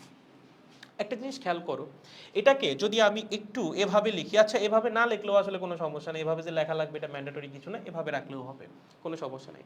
চাইলে এটাকে তুমি গ্র্যাভিটি দিয়েও প্রকাশ করতে পারতা, like GM by R square মানে হচ্ছে জি, সেক্ষেত্রে আর স্কোয়ার বাই জিএম হবে হচ্ছে 1/g।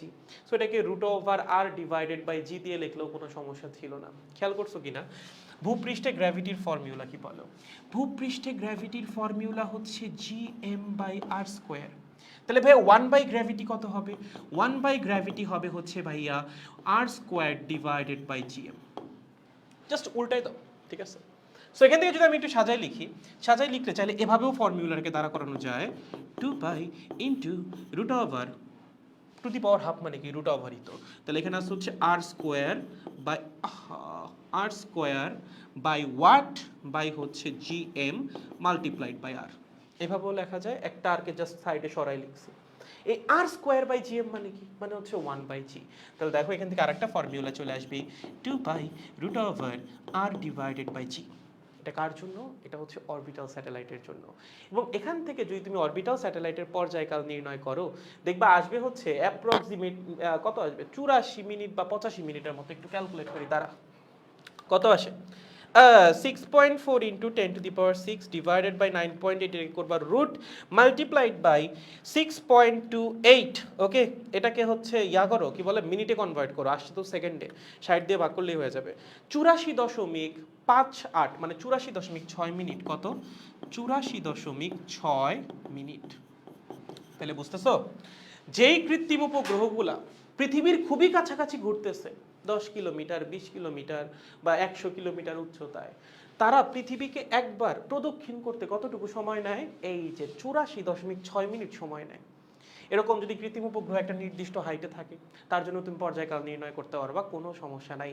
সো অরবিটাল স্যাটেলাইটের জন্য এই ভ্যালুটা একটু মনে রাখতে পারলে খুবই ভালো, যে একটা অরবিটাল স্যাটেলাইট পৃথিবীকে প্রদক্ষিণ করতে সময় নেয় কতটুকু?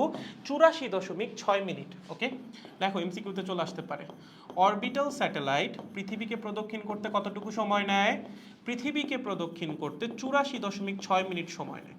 ওকে, পৃথিবীকে প্রদক্ষিণ করতে কতটুকু সময় নেয় রে? 84.6 মিনিট সময় নেয়। একদম সহজ, বুঝতে পেরেছ? মনে থাকে যেন।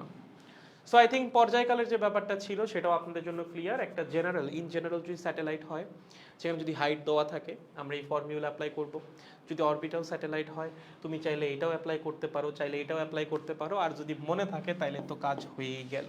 আসলে এমসিকিউতে আসবে, অরবিটাল স্যাটেলাইটের যদি আসে এমসিকিউতে আসবে, আর যদি একটা জেনারেল স্যাটেলাইটের জন্য দেয় সেটা এদের গ অথবা ঘ নাম্বারে দিয়ে দিতে পারে। একদম সহজ। তাহলে একটা শিখলাম হচ্ছে বেগের ফর্মুলা নর্মাল স্যাটেলাইটের জন্য বা জেনারেল কেসের জন্য, আর একটা হচ্ছে অরবিটাল স্যাটেলাইটের জন্য। আর একটা শিখলাম হচ্ছে পর্যায়কালের ফর্মুলা।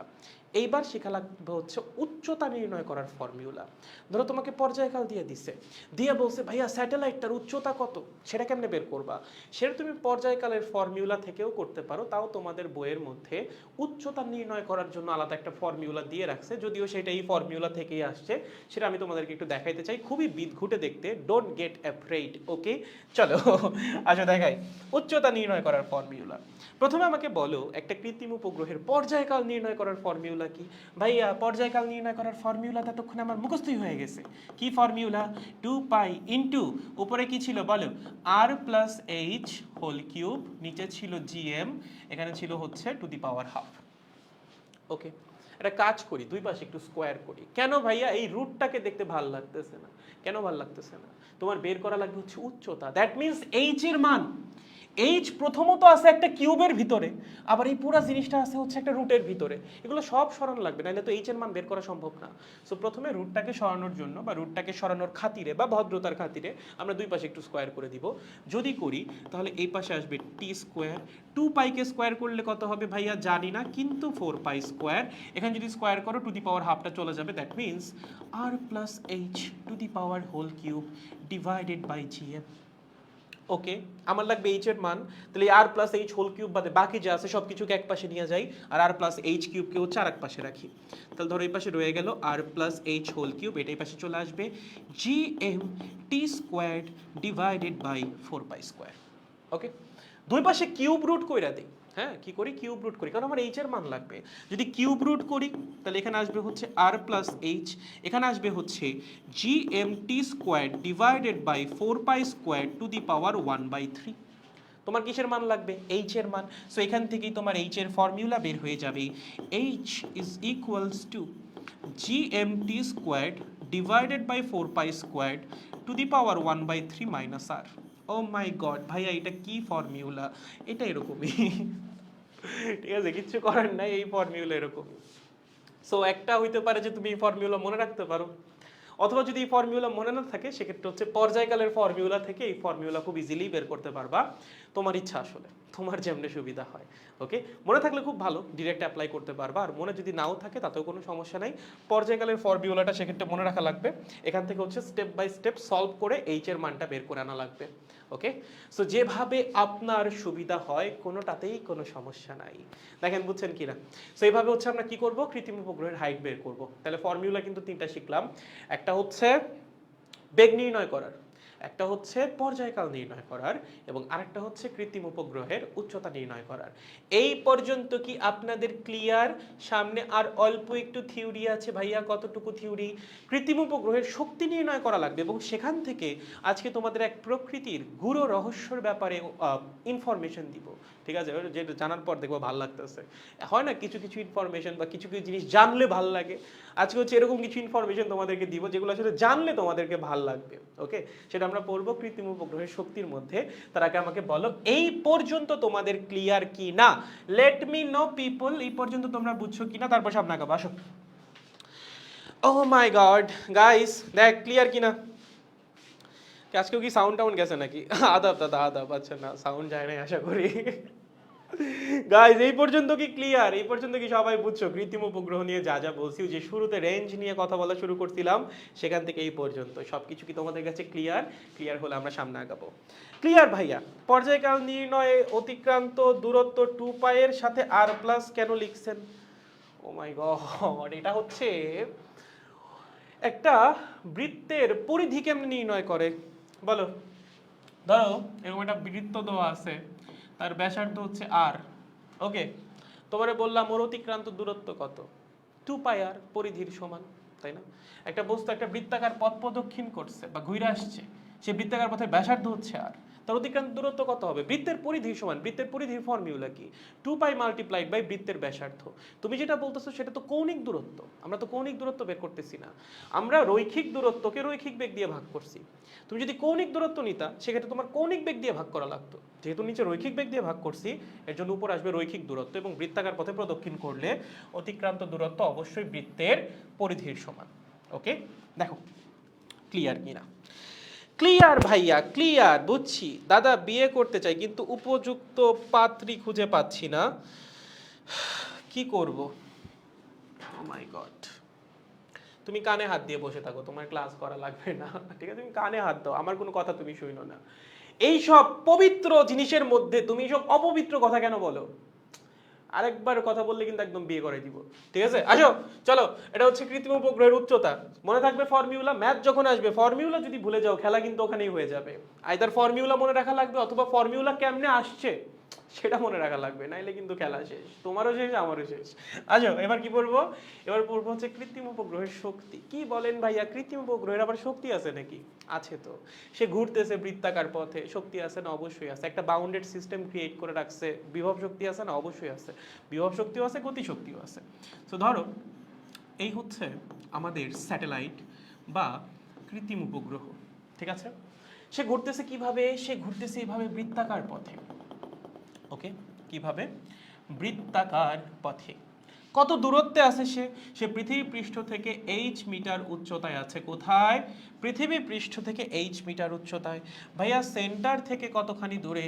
সেন্টার থেকে এইটা হচ্ছে r, তাহলে সেন্টার থেকে কৃত্রিম উপগ্রহের যে দূরত্ব সেটা হবে হচ্ছে r প্লাস h। ওকে ভাইয়া, কৃত্রিম উপগ্রহের ভর কত? ভর হচ্ছে m কেজি। ভাইয়া পৃথিবীর ভর কত? Capital m KG. এটা কি একটা বাউন্ডেড সিস্টেম নাকি না? ভাই বাউন্ডেড সিস্টেম কি?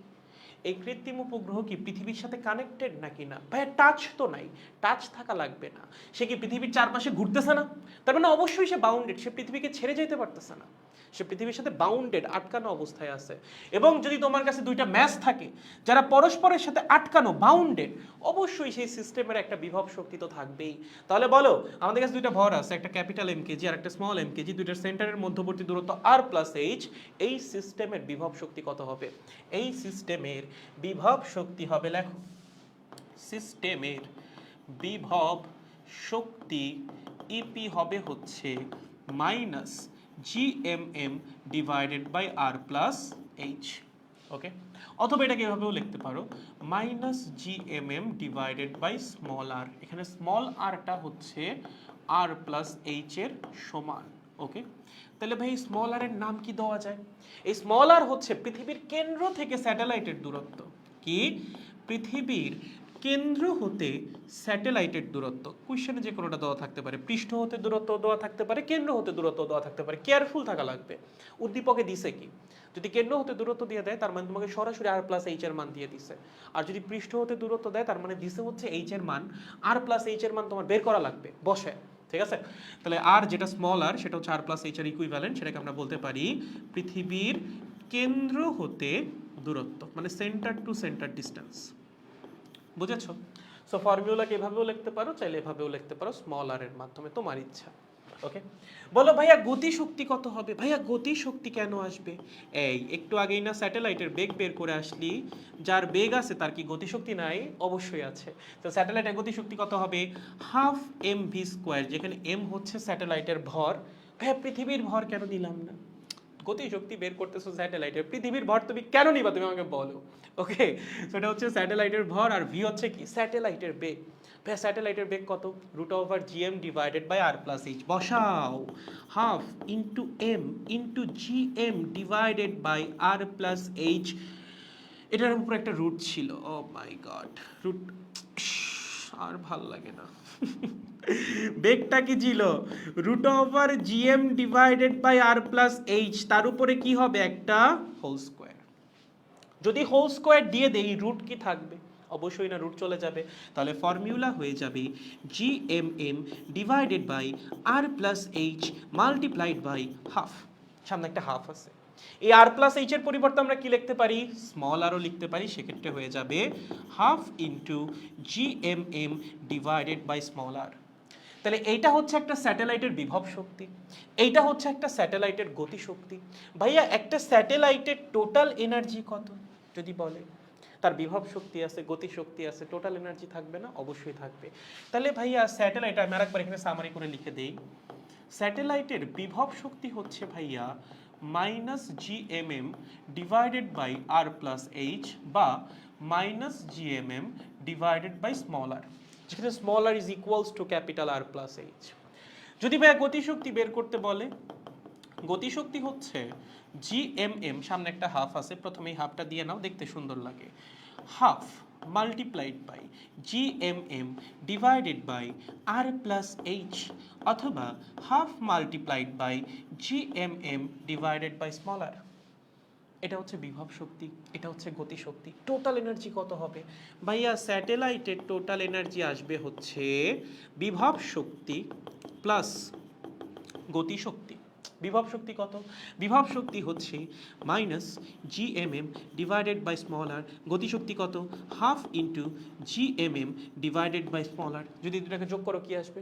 আসবে হচ্ছে minus half multiplied by GMM divided by R. Okay, তার মানে একটা স্যাটেলাইটের টোটাল এনার্জি কিন্তু পজিটিভ না, টোটাল এনার্জি নেগেটিভ। হ্যাঁ, কি বলেন ভাইয়া? নেগেটিভ আসছে, আপনার ক্যালকুলেশন ভুল হয়েছে। নো, ক্যালকুলেশন ঠিক আছে, এটা নেগেটিভই আসবে। কেন নেগেটিভ আসলো? কোনো সিগনিফিকেন্স আছে? অবশ্যই আছে, কারণ স্যাটেলাইট একটা বাউন্ডেড সিস্টেমের অন্তর্ভুক্ত। স্যাটেলাইট কি? একটা বাউন্ডেড সিস্টেম। কার সাথে বাউন্ডেড? পৃথিবীর সাথে। এই যে স্যাটেলাইটটা বাউন্ডেড, কার সাথে বাউন্ডেড? পৃথিবীর সাথে। এবং যে কোনো বাউন্ডেড সিস্টেমের শক্তি বা টোটাল এনার্জি অলওয়েজ নেগেটিভ আসবে। দেখো, কেমিস্ট্রিতে যখন তোমরা বন্ধন পড়ছো, বিভব শক্তির ব্যাখ্যার মধ্যে বোধহয় এই জিনিসটা বলছিলাম, তখন তুমি বন্ধন পড়ছো। বন্ধন শক্তি কেমন হইতো?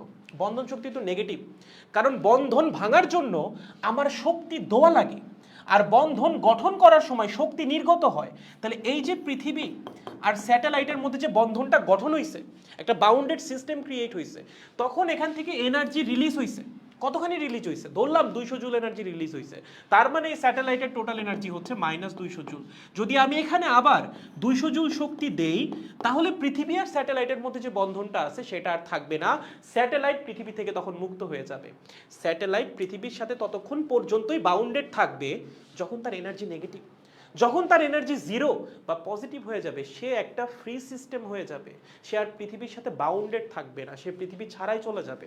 যেটা হয় যখন আমরা স্যাটেলাইটকে মুক্তিবেগে নিক্ষেপ করি। তুমি যখন স্যাটেলাইটকে মুক্তিবেগে নিক্ষেপ করো, তখন স্যাটেলাইটের টোটাল এনার্জি কত হবে বলো তো?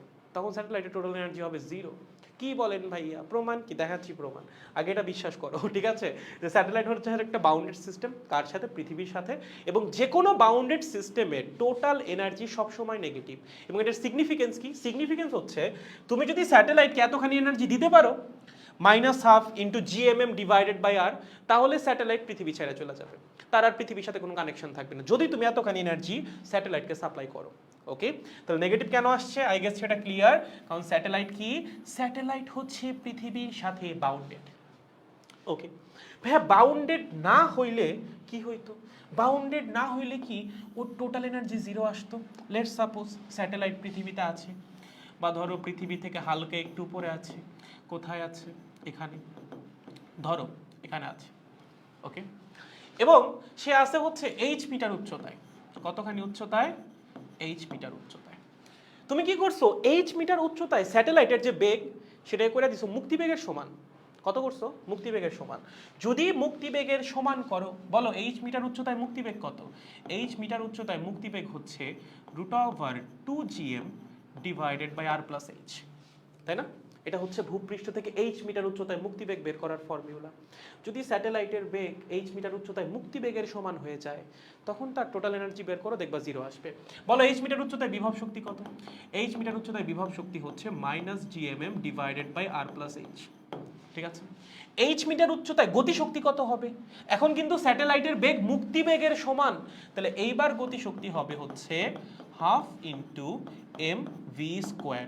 Half into M into V মানে কি? ভি হচ্ছে ওইটা, ওটাকে স্কোয়ার করলে কত হবে? 2gm divided by R plus H. 2 কাটাকাটি যাবে, থাকবে হচ্ছে GMM divided by R plus H. এইবার তুমি টোটাল এনার্জি বের করো।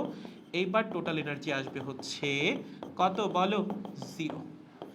ওকে, কারণ এটা প্লাসের ভ্যালু, এটার প্লাসের ভ্যালু যত, এটার মাইনাসের ভ্যালু তত, যোগ করে দাও, জিরো চলে আসবে। তার মানে কি? স্যাটেলাইটের এনার্জি হয়ে গেছে জিরো। যখনই জিরো হবে, স্যাটেলাইট এবার কি বাউন্ডেড সিস্টেম না, তুমি স্যাটেলাইটকে মুক্তিবেগে নিক্ষেপ করছো, ও এবার পৃথিবী ছেড়ে চলে যাবে। তার মানে এইবার স্যাটেলাইট বিহেভ করবে একটা ওপেন সিস্টেমের মতো। কিসের মতো? একটা ওপেন সিস্টেম, আনবাউন্ডেড সিস্টেম। সে বাউন্ডেড না। ভাই, যদি বেগ মুক্তিবেগের চেয়েও বেশি হয়, তখন গতি শক্তির মান আরো বাইরে যাবে। তার মানে তখন পজিটিভ ভ্যালু হয়ে যাবে আরো বড়, এবং টোটাল এনার্জি তখন হয়ে যাবে পজিটিভ। যখন স্যাটেলাইটের বেগ বা যে কোনো বস্তুর বেগ মুক্তিবেগের চেয়েও বেশি হয়ে যাবে, তখন টোটাল এনার্জি আসবে হচ্ছে পজিটিভ। ওকে, তার মানে যদি বেগ মুক্তিবেগের চেয়ে কম হয় স্যাটেলাইটের, যে ঘুরতেছে চারপাশে পৃথিবীর, হোক বৃত্তাকার পথে হোক উপবৃত্তাকার পথে, বাউন্ডেড তো আছে পৃথিবীর সাথে, তখন অবশ্যই টোটাল এনার্জি নেগেটিভ। যদি মুক্তি বেগে নিক্ষেপ করো স্যাটেলাইটকে, তখন তার টোটাল এনার্জি আসবে জিরো এবং সে পৃথিবী ছেড়ে চলে যাবে, সে তখন আর বাউন্ডেড না। ওকে, টোটাল এনার্জি বিভব শক্তি প্লাস গতিশক্তি। আর যদি মুক্তিবেগের চেয়ে বেশি বেগে নিক্ষেপ করো, তখন টোটাল এনার্জি চলে আসবে পজিটিভ, এবং এইটাও অবশ্যই একটা ফ্রি সিস্টেমকে ইন্ডিকেট করে। তখন স্যাটেলাইট অধিবৃত্তাকার পথে পৃথিবী ছেড়ে চলে যাবে, আর এটা হইলে উপবৃত্তাকার পথে পৃথিবী ছেড়ে চলে যাবে। ঠিক আছে, সো এটাও একটা ওপেন সিস্টেমকেই রিপ্রেজেন্ট করে, নট বাউন্ডেড, ওপেন সিস্টেম। বুঝতে পেরেছো? Concept brother, concept. যদি এগুলো ক্লিয়ার থাকে, দেখবা পড়তেও মজা লাগতেছে, তখন আর প্যারা লাগবে না পড়তে। ওকে, সো এটা হচ্ছে বাউন্ডেড স্যাটেলাইট। এটা কি? এটা বাউন্ডেড স্যাটেলাইট। ওকে, যেটা পৃথিবীর সাথে বাউন্ডেড, আটকানো অবস্থায় আছে। আর এটা হচ্ছে আনবাউন্ডেড স্যাটেলাইট, যেটা পৃথিবীর সাথে আটকানো নাই, পৃথিবী ছেড়ে চলে গিয়েছে। যখন বাউন্ডেড থাকবে তখন টোটাল এনার্জি আসবে নেগেটিভ, ভয় পাওয়ার কিছু নাই। মাইনাস আসলে কান্নাকাটি করা যাবে না, কেন মাইনাস আসলো, আসতেই পারে। যদি মুক্তিবেগে নিক্ষেপ করো বা তার চেয়ে বেশি বেগে নিক্ষেপ করো, তখন আইদার টোটাল এনার্জি আসবে জিরো মুক্তিবেগের জন্য, বেশি বেগে নিক্ষেপ করলে তখন টোটাল আসবে হচ্ছে পজিটিভ, যেটা রিপ্রেজেন্ট করে একটা ওপেন সিস্টেমকে। সে তখন পৃথিবীর সাথে আর বাউন্ডেড না, তার পৃথিবীর সাথে কোনো সম্পর্ক নাই, সে পৃথিবীর মহাকর্ষীয় ক্ষেত্র ছাড়া বহু দূরে চলে যাবে, তারপর আর আমরা জানি না। ঠিক আছে, পারবো? শিওর? বাট আমাদের এত কিছু লাগবে না, আমাদের মেইনলি বইয়ের মধ্যে আছে হচ্ছে এটা, এটা এবং এটা, এবং এটা গ্রাফ আঁকা শেখা লাগবে। বিভব শক্তির গ্রাফ কেমনে আঁকবো, গতি শক্তির গ্রাফ কেমনে আঁকবো, টোটাল এনার্জির গ্রাফ কেমনে আঁকবো, এটা একটু পারা লাগবে। আসো, সেই গ্রাফগুলো আঁকাই তো আছে, তোমাদের জাস্ট একটু ফলো করা লাগবে। সেটা হচ্ছে বিভব শক্তির ফর্মুলা কি বলো? কিসের গ্রাফ আঁকবো? বিভব শক্তি বনাম দূরত্বের গ্রাফ। কি? বিভব শক্তি বনাম পৃথিবীর কেন্দ্র হতে দূরত্বের গ্রাফ। তাহলে চলো, বিভব শক্তির ফর্মুলা কি স্যাটেলাইটের? Minus GMM divided by R. Okay, আমার একটা কথা বলো তো, প্রথম কথা, এই যে G, capital G constant, capital M পৃথিবীর ভর কনস্ট্যান্ট, স্মল এম স্যাটেলাইটের ভর কনস্ট্যান্ট, তাহলে এটাকে লেখা যায় EP is equals to minus constant multiplied by 1/r। ঠিক আছে, ইপি কে কোন অক্ষে বসাইছো?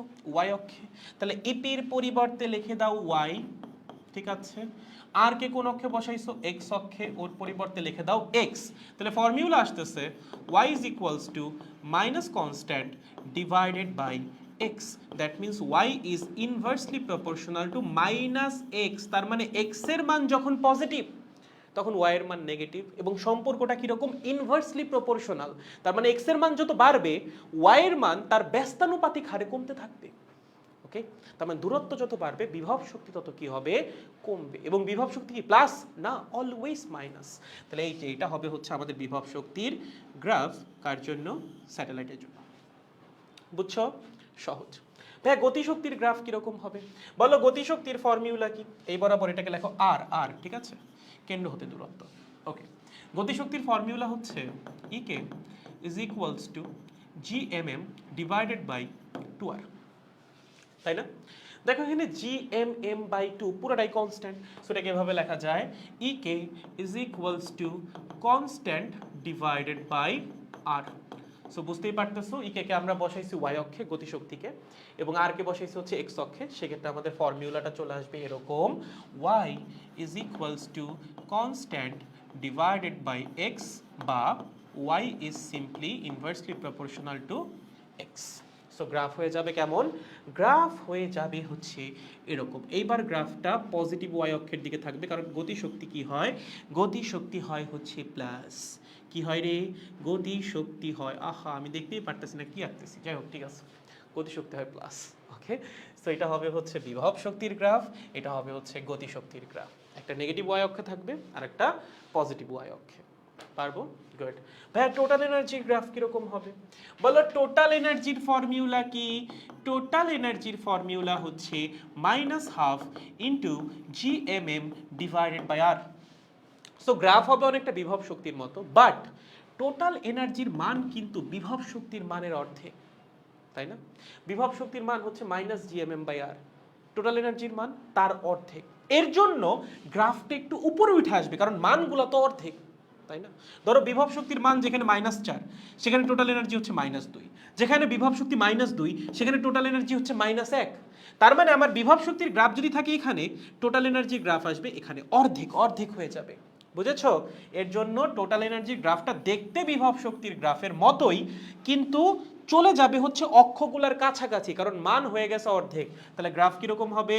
গ্রাফ হবে হচ্ছে এই যে এরকম, ঠিক আছে? এরকম হবে টার। ওকে, তাহলে এটা টোটাল এনার্জি, আগের দুটো ছিল বিভব শক্তি আর গতি শক্তি। তিনটাকে যদি তুমি একসাথে আঁকো, যেটা মাঝে মধ্যেই এমসিকিউতে আসে, ভেরি ইম্পর্টেন্ট ফর এমসিকিউ, স্যাটেলাইটের এনার্জির গ্রাফ, তিনটা শক্তি একসাথে দেখানো হয়েছে এখানে। এইটা হচ্ছে বিভব শক্তি, কোনটা? এই যেটা, এইটা হচ্ছে বিভব শক্তি। ওকে, এইটা হচ্ছে গতি শক্তি। ওকে, আর এই যে এইটা হচ্ছে টোটাল এনার্জি। ওকে, এটা হচ্ছে আমাদের টোটাল এনার্জির কার্ভ। বুঝেছো? সেই হচ্ছে আমাদের স্যাটেলাইটের তিনটা গ্রাফ। এইটা বিভব শক্তি, টোটাল এনার্জিটা অর্ধেকে নেমে আসবে বিভব শক্তির, আর গতি শক্তিটা হবে হচ্ছে প্লাস। মনে থাকবে ওই অক্ষ বরাবর বসাইছি হচ্ছে কেন্দ্র হতে দূরত্ব, পৃথিবীর কেন্দ্র হতে দূরত্ব বা স্যাটেলাইটের দূরত্ব। আর বুঝছো? একদম সহজ, কিন্তু এগুলো কিন্তু মোটেও কঠিন না। এবং আরেকটা জিনিস তোমাদের বলে দিই, আচ্ছা এই গ্রাফটা তো বুঝছো না, এই গ্রাফগুলো কিন্তু আসবে পরীক্ষায়, কিন্তু পারা লাগবে, না পারলে কিন্তু ওই যে পরে কান্নাকাটি করলে হবে না। এখনই না বুঝলে বলো, বুঝাই দিচ্ছি, সমস্যা নাই, বাট এই গ্রাফগুলো পারা লাগবে, এগুলো মনে রাখা লাগবে। ওকে, আরেকটা জিনিস এখানে খেয়াল করছো কিনা, বিভব শক্তি আর গতি শক্তি আর টোটাল এনার্জি, এর মধ্যে একটা সম্পর্ক আছে, খেয়াল করে দেখো। আমি যদি বলি টোটাল এনার্জি আর বিভব শক্তির মধ্যে সম্পর্ক কি, বিভব শক্তি হচ্ছে টোটাল এনার্জির দ্বিগুণ। টোটাল এনার্জি কত? -12 ইন্টু GMM/R। এটাকে 2 দিয়ে গুণ করো, তাহলে দেখো বিভব শক্তি পাওয়া যাবে। ওকে, এটাকে -1 দিয়ে গুণ করো, তাইলে হচ্ছে তুমি আবার গতি শক্তি পেয়ে যাবে। বা আমরা এভাবে চিন্তা করতে পারি যে বিভব শক্তি যেটা, বিভব শক্তিকে যদি তুমি অর্ধেক করো, হাফ করো, তাহলে হচ্ছে তুমি টোটাল এনার্জি পাবা। আর তুমি যদি বিভব শক্তিকে -1/2 করো, মানে -2 দিয়ে ভাগ করো, তাইলে হচ্ছে তুমি গতি শক্তি পাবা। সো বলা যায় যেটা আমাদের গতি শক্তি বা টোটাল এনার্জি হচ্ছে নেগেটিভ গতি শক্তির সমান। আচ্ছা, এটাকে আমি ইটি দ্বারা প্রকাশ করি, ঠিক আছে? টোটাল এনার্জি হচ্ছে কিসের সমান? টোটাল এনার্জি হচ্ছে -E এর সমান, তাই না? আমাদের যে টোটাল এনার্জিটা আছে, এটাকে -1 দিয়ে গুণ করো, তুমি কি পাবা? গতি শক্তি পেয়ে যাবা। ওকে, বা গতি শক্তি যেটা আছে সেটাকে -1 দিয়ে গুণ করো, তুমি টোটাল এনার্জি পেয়ে যাবা। আর বিভব শক্তি যেটা আছে সেটাকে 2 দিয়ে ভাগ করো, যদি 2 দিয়ে তুমি ভাগ করো বিভব শক্তিকে, তাহলে তুমি পেয়ে যাবে কি? Total energy.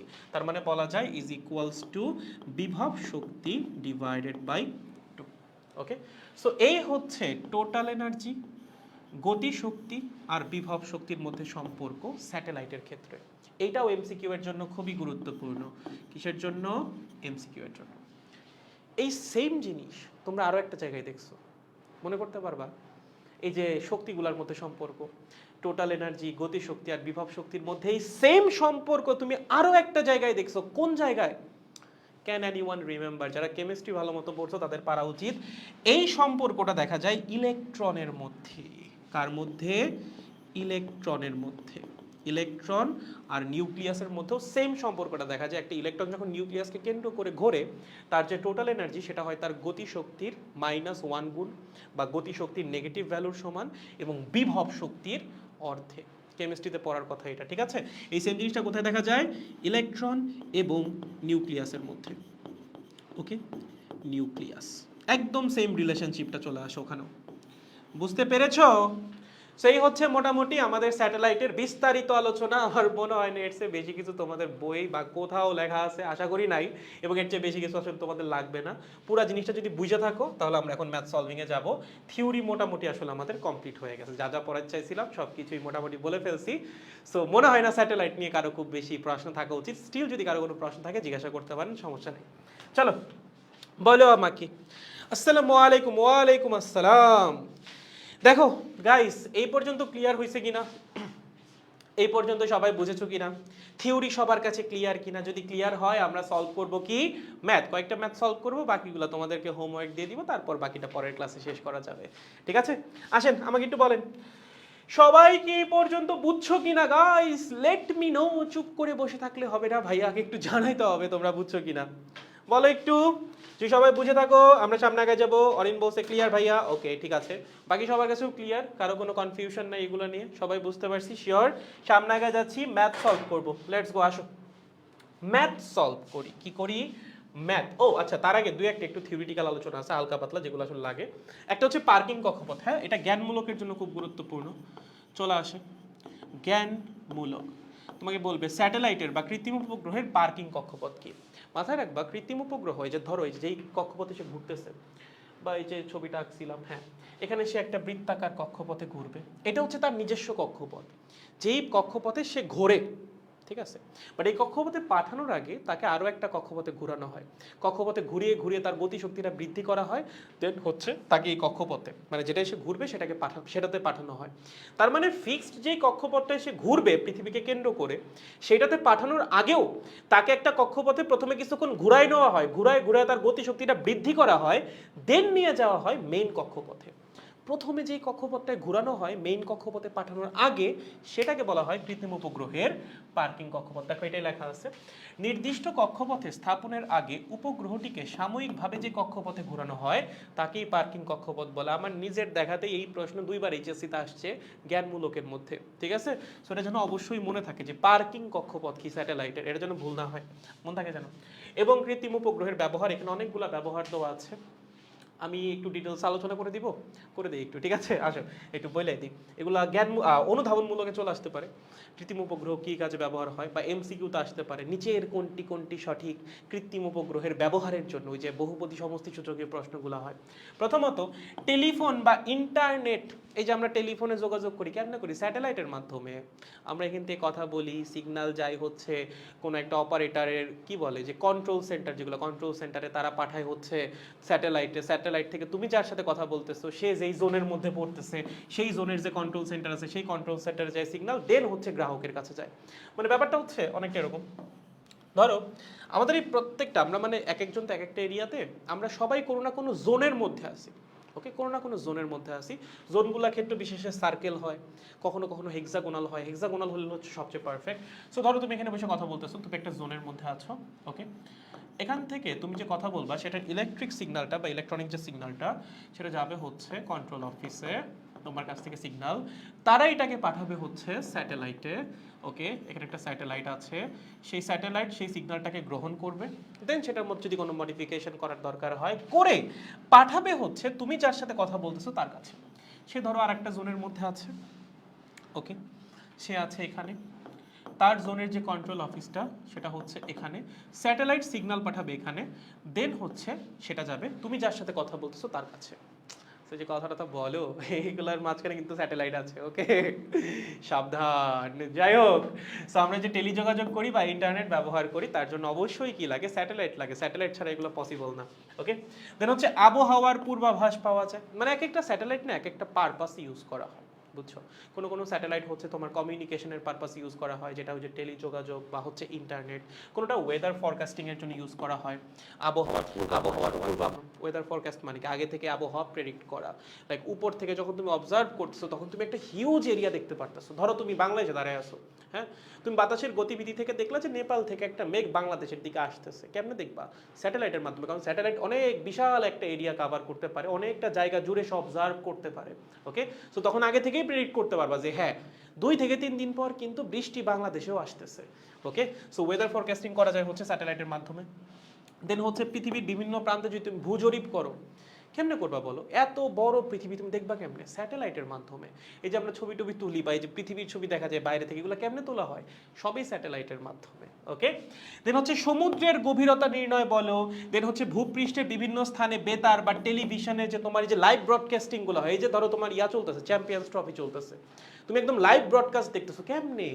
স্যাটেলাইটের মাধ্যমে। স্যাটেলাইট ছাড়া live broadcast is quite impossible, okay. সব কিছুতেই তোমার এখন স্যাটেলাইট লাগবেই।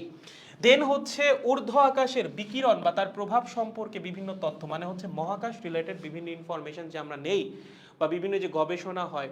ইনফ্যাক্ট এই যে দেখবা তোমার বিভিন্ন দেশ কি করে, আমেরিকার যেমন প্রচুর স্যাটেলাইট পাঠানো আছে, রাশিয়ারও সেম, রাশিয়াও অনেক স্যাটেলাইট পাঠায় রাখছে, এবং এগুলা কিন্তু তোমার একটা দেশকে কি বলে এটাকে, পাওয়ারের দিক দিয়ে অনেক বেশি পাওয়ারফুল করে দেয়, হ্যাঁ, যখন অনেকগুলো স্যাটেলাইট তোমার উপরে পাঠানোই আছে। কারণ হচ্ছে তোমার কাছে তখন অনেক দেশের ইনফরমেশন চলে আসতেছে, তুমি সেই স্যাটেলাইটগুলোর থ্রুতে অনেকগুলো দেশকে অবজার্ভ করতে পারতেছো। ধরো আমেরিকা একটা স্যাটেলাইট দিয়ে বাংলাদেশকে অবজার্ভ করতেছে, এই যে তোমরা গুগল ম্যাপ ইউজ করো, কেমনে?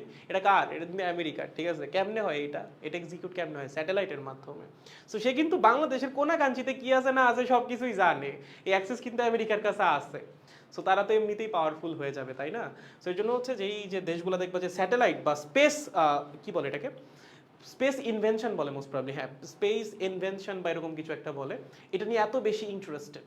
কারণ স্পেস থেকে যখন তুমি কিছু অবজার্ভ করতেছো, তুমি তো পৃথিবী থেকে বুঝতেছোই না যে আমরা অবজার্ভ করতেছে, বাট তোমারই কিন্তু দেখে নিচ্ছে, ঠিক আছে? এর জন্য হচ্ছে সবাই স্পেসে পাঠানোর জন্য এত বেশি আগ্রহী। স্পেসে পাঠাইতে পারলে তখন আসলে অটোমেটিক একটা পাওয়ার চলে আসে, কারণ তুমি অন্যান্য দেশকে অবজার্ভ করতে পারতেছো।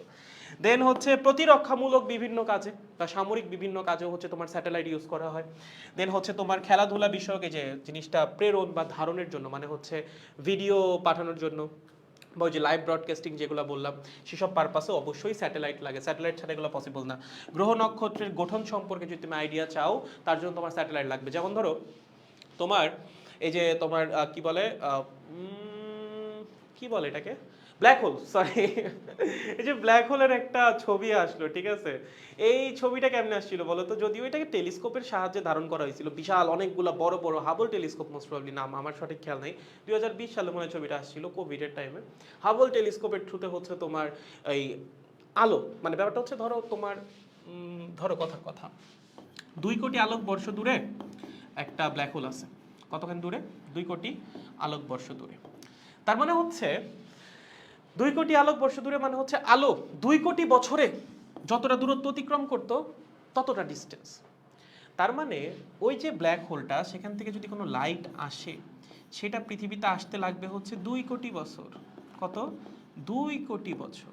এই 2 কোটি বছর পর আসা আলো, সেটাকে তোমার রিসিভ করা লাগবে, সেটাকে আবার মডিফাই করা লাগবে, মডিফাই করে একটা প্রপার শেপে নিয়ে যাওয়া লাগবে, তখন হচ্ছে তুমি ছবিটাকে দেখতে পারবা। এগুলো তুমি কেমনে করবা? এই যে চিত্র ধারণ করা লাগবে, তারপর তোমার এই সিগন্যাল, সহজ কথা মানে সহজ কথা হচ্ছে একটা সিগন্যাল রিসিভ করা লাগবে, দেন সেই সিগন্যালটাকে প্রসেস করা লাগবে। এগুলো তুমি করবা কেমনে? এগুলোর জন্য হচ্ছে স্যাটেলাইট লাগে, ঠিক আছে? যদিও ব্ল্যাক হোলের যেটা বললাম, এটা যদিও মোস্ট প্রবলি টেলিস্কোপ দিয়ে করা হয়েছিল, এটার জন্য মনে হয় স্যাটেলাইট লাগছিল না। বাট আমরা অন্যান্য গ্রহ বা অন্যান্য নক্ষত্রের যখন আমরা ছবি দেখি, এই ছবিগুলো কেমনে নেওয়া হয়? ওই নক্ষত্রগুলো থেকে কোটি বছর সময় আগের লাইট আসে। ধরো তারা 2 কোটি আলোকবর্ষ দূরে, তার মানে 2 কোটি বছর আগের লাইট হচ্ছে এখন আমরা পাচ্ছি। মানে ধরো তুমি একটা নক্ষত্র যে কিনা 2 কোটি বছর 2 কোটি আলোকবর্ষ দূরে আছে আমাদের থেকে, তাকে যে তুমি এখন দেখতেছো, তুমি দেখতেছো 2 কোটি বছর আগের অবস্থা। বর্তমান অবস্থা তুমি দেখতে পারবে আরো 2 কোটি বছর পরে, ঠিক আছে? যদি তুমি বাইচা থাকো আর কি। এখন এই যে আমরা দেখতেছি, কেমনে দেখতেছি? ওদের কাছ থেকে লাইট আসতেছে, সেই লাইটটা আমাদের ক্যাপচার করা লাগতেছে, মানে রিসিভ করা লাগতেছে, দেন সেটাকে প্রসেস করা লাগতেছে, সেখান থেকে ছবিটা জেনারেট হচ্ছে। এগুলো আমরা করি হচ্ছে টেলিস্কোপের মাধ্যমে। কারণ দেখা যায় এই লাইটগুলো পৃথিবীতে আসতে আসতে অনেক বেশি স্ক্যাটার্ড হয়ে যায়, কারণ পৃথিবীর নিজস্ব অনেক লাইট আছে। সো এই লাইটগুলোকে রিসিভ করা যায় না প্রপারলি পৃথিবী থেকে। তখন হচ্ছে আমরা পৃথিবীর উপরেই যে স্যাটেলাইটগুলো আছে তাদের থ্রুতে সেই লাইটগুলোকে রিসিভ করি, দেন সেই সিগন্যালগুলোকে প্রসেস করি, প্রসেস করে হচ্ছে ছবিটাকে জেনারেট করি। বুঝতে পেরেছেন? সো এই গ্রহ সম্পর্কিত বিভিন্ন আইডিয়া বা তাদের ছবি টবি, এগুলো আমরা জেনারেট করতে পারি এই তোমার স্যাটেলাইটের থ্রুতে। ওকে। এবং ফাইনালি মহাজাগতিক রশ্মিসমূহ বিভিন্ন রশ্মির উৎস সহ নানাবিধ গবেষণা কাজে ব্যবহৃত হয়। মানে সহজ কথা হচ্ছে তোমার স্পেস রিলেটেড যে কোনো কাজে আসলে আমাদের স্যাটেলাইট লাগে। স্পেসের থ্রুতে যদি তুমি কমিউনিকেশন করতে চাও, স্পেসের থ্রুতে যদি তুমি ফোরকাস্ট করতে চাও, স্পেসের থ্রুতে যদি তুমি ব্রডকাস্ট করতে চাও, মানে তুমি যদি ডেটা স্পেসের মাধ্যমে ট্রান্সফার করতে চাও, তোমার আসলে স্যাটেলাইট লাগবে। স্যাটেলাইট ছাড়া জিনিসটা পসিবল না। এখন তুমি তো এখান থেকে আমেরিকা পর্যন্ত স্পেস দিয়ে তার টানতে পারতেছো না, তাই না? অনেক ক্ষেত্রে অপটিক্যাল ফাইবার ইউজ করা হয়, আন্ডারগ্রাউন্ড কেবল যেগুলা, বাট সেগুলোর চেয়ে স্যাটেলাইট হচ্ছে অনেক বেশি সেফ। তুমি যদি স্যাটেলাইটের থ্রুতে কমিউনিকেশন করো, তখন জিনিসটা অনেক ফাস্ট হয়ে যায়, কারণ লাইটের মাধ্যমে কমিউনিকেশন, লাইটের স্পিডে কমিউনিকেশন, কমিউনিকেশন তো লাইটের মাধ্যমেই হবে, তাই না? বা ইলেকট্রোম্যাগনেটিক ওয়েভের মাধ্যমে হবে। সেক্ষেত্রে বেগ হচ্ছে 3 × 10⁻⁸ মিটার/সেকেন্ড ডেটা পাঠানোর, হিউজ ভেলোসিটি, খুব তাড়াতাড়ি ডেটা যায়। এর জন্যই কিন্তু লাইভ ব্রডকাস্ট এত ফাস্ট হয়, কারণ এই যে স্যাটেলাইটে যে কমিউনিকেশনটা হয় কেমনে হয়? ইলেকট্রোম্যাগনেটিক ওয়েভ ট্রান্সফারের মাধ্যমে। এবং ইলেকট্রোম্যাগনেটিক ওয়েভের ভেলোসিটি কত? আলোর বেগের সমান 3 × 10⁸। তার মানে প্রতি সেকেন্ডে 3 × 10⁸ এই পরিমাণ ডিস্টেন্স ট্রাভেল করতেছে হচ্ছে আমাদের ডেটা। তার মানে ডেটা ট্রান্সফার হইতে আসলে খুব বেশি সময় লাগে না। বুঝতে পেরেছেন? এর জন্য স্যাটেলাইট এত বেশি ইম্পর্টেন্ট। যাই হোক, আমাদের হচ্ছে কমিউনিকেশন 2 যেটা ছিল, ওখানে একটা কোর্সই ছিল স্যাটেলাইটের উপরে। অনেক কিছু পড়াইছিল, তোমাদের আসলে এত কিছু শেখানো যাচ্ছে না, কারণ এত কিছু শেখাতে গেলে তোমাদেরই মাথা হাওলায় যাবে, এবং সবচেয়ে বড় কথা এত কিছু তোমাদের সিলেবাসের মধ্যে নাই। বাট জানার মতো অনেক কিছু আছে, স্যাটেলাইট রিলেটেড অনেক নলেজ আছে, এবং এগুলো অনেক ইন্টারেস্টিং। বাট ওই যে সময় স্বল্পতা এবং হচ্ছে তোমাদের সিলেবাস যেহেতু নাই, সেজন্য তোমাদেরকে আসলে খুব বেশি বিস্তারিত পড়ানো যাচ্ছে না। আপাতত এতটুকু মাথায় রাখলেই চলবে, এগুলাই হচ্ছে আমাদের মোটামুটি স্যাটেলাইটের ব্যবহার। ওকে, আসো একটা ম্যাথ করি। ওকে, তাহলে দেখো আমাদের প্রথম যে ম্যাথটা, সেখানে বলছে পৃথিবী থেকে 600 কিলোমিটার উপরে একটা কৃত্রিম উপগ্রহ পৃথিবীকে প্রদক্ষিণ করছে। প্রথম প্রশ্ন হচ্ছে তার বেগ কত, সেকেন্ড প্রশ্ন হচ্ছে তার পর্যায়কাল কত। এরকম ম্যাথই আসে, একদম নর্মাল ম্যাথ। তাহলে দেখো আমাদেরকে পৃথিবীর পৃষ্ঠ থেকে স্যাটেলাইটের হাইট দিয়ে দিচ্ছে, তার মানে হচ্ছে এইচ এর মান দিয়ে দিচ্ছে। সেটা কত? এইচ এর মান হচ্ছে 600 কিলোমিটার, তার মানে 6 ইন্টু 10 টু দি পাওয়ার কত, 5, তাই না? 5 মিটার। তাহলে বলো এটার বেগ কত হবে? বেগ হবে v is equals to root over gm divided by r plus h। মান বসাই দাও, মান বসালে কাজ শেষ। বলো g মানে কি? মহাকর্ষীয় ধ্রুবক 6.673 into 10 to the power minus 11। m মানে কি? m মানে হচ্ছে পৃথিবীর ভর, সেটা হচ্ছে 6 ইন্টু 10 টু দি পাওয়ার 24। আর হচ্ছে পৃথিবীর ব্যাসার্ধ 6.4 ইন্টু 10 টু দি পাওয়ার 6।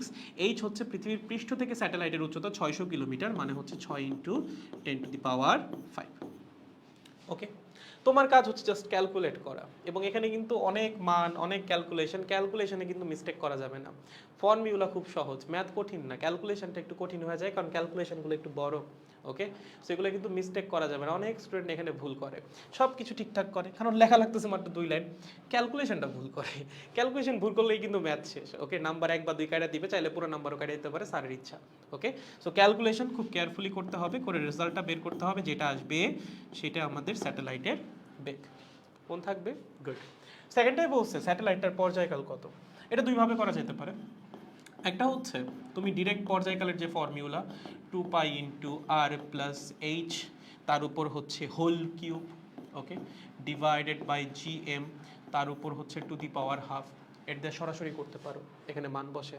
যদি মান বসাও সেক্ষেত্রে এখানে আসবে হচ্ছে 2 ইন্টু 3.14 ইন্টু হচ্ছে আর প্লাস এইচ মানে কি 6.4 into 10 to the power 6 plus 6 into 10 to the power 5, তার উপর হবে হচ্ছে whole cube divided by G মানে হচ্ছে 6.673 into 10 to the power minus 11, M হচ্ছে 6 ইন্টু 10 টু দি পাওয়ার 24, পুরা জিনিসটার উপর to the power half.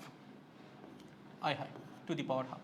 Okay, so এখান থেকে ক্যালকুলেট করে দেখছো, ক্যালকুলেশন কিন্তু বেশ বড়, উপরেও অনেক জিনিস আছে, নিচেও অনেক জিনিস আছে। So step by step calculate করবা। ওকে, একবারে লিখতে গেলে দেখা যাবে হয়তো বা ভুল হয়ে যেতে পারে। প্রথমে ধরো উপরে নিলা 6.4 into 10 to the power 6 plus 6 into 10 to the power 5, তার উপর হোল কিউব, তারপর সেটাকে ভাগ করো এটা দিয়ে, তারপর পুরো জিনিসটাকে কিউব কি বলে রুট করো, দেন হচ্ছে 2 ইন্টু 3.14 দিয়ে গুণ করে দাও, তোমার পর্যায়কাল চলে আসবে। সো এতটুকু ক্যালকুলেশন আই গেস আপনারা করতেই পারবেন, এটা একটা ওয়ে।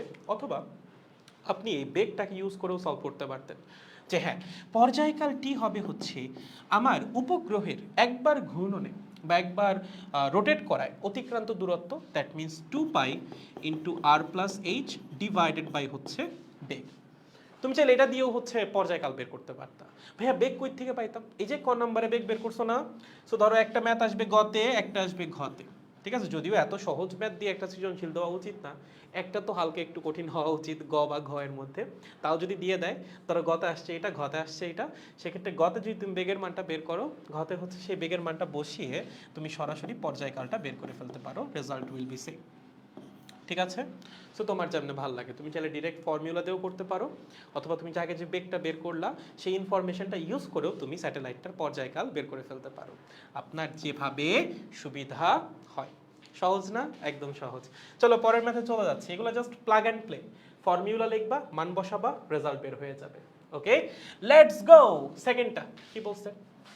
একটা অজানা গ্রহের ভর পৃথিবীর ভরের 3 গুণ এবং ব্যাসার্ধ পৃথিবীর ব্যাসার্ধের দ্বিগুণ, গ্রহটার ভূপৃষ্ঠ হতে 500 কিলোমিটার উপর দিয়ে একটা কৃত্রিম উপগ্রহ প্রদক্ষিণ করছে।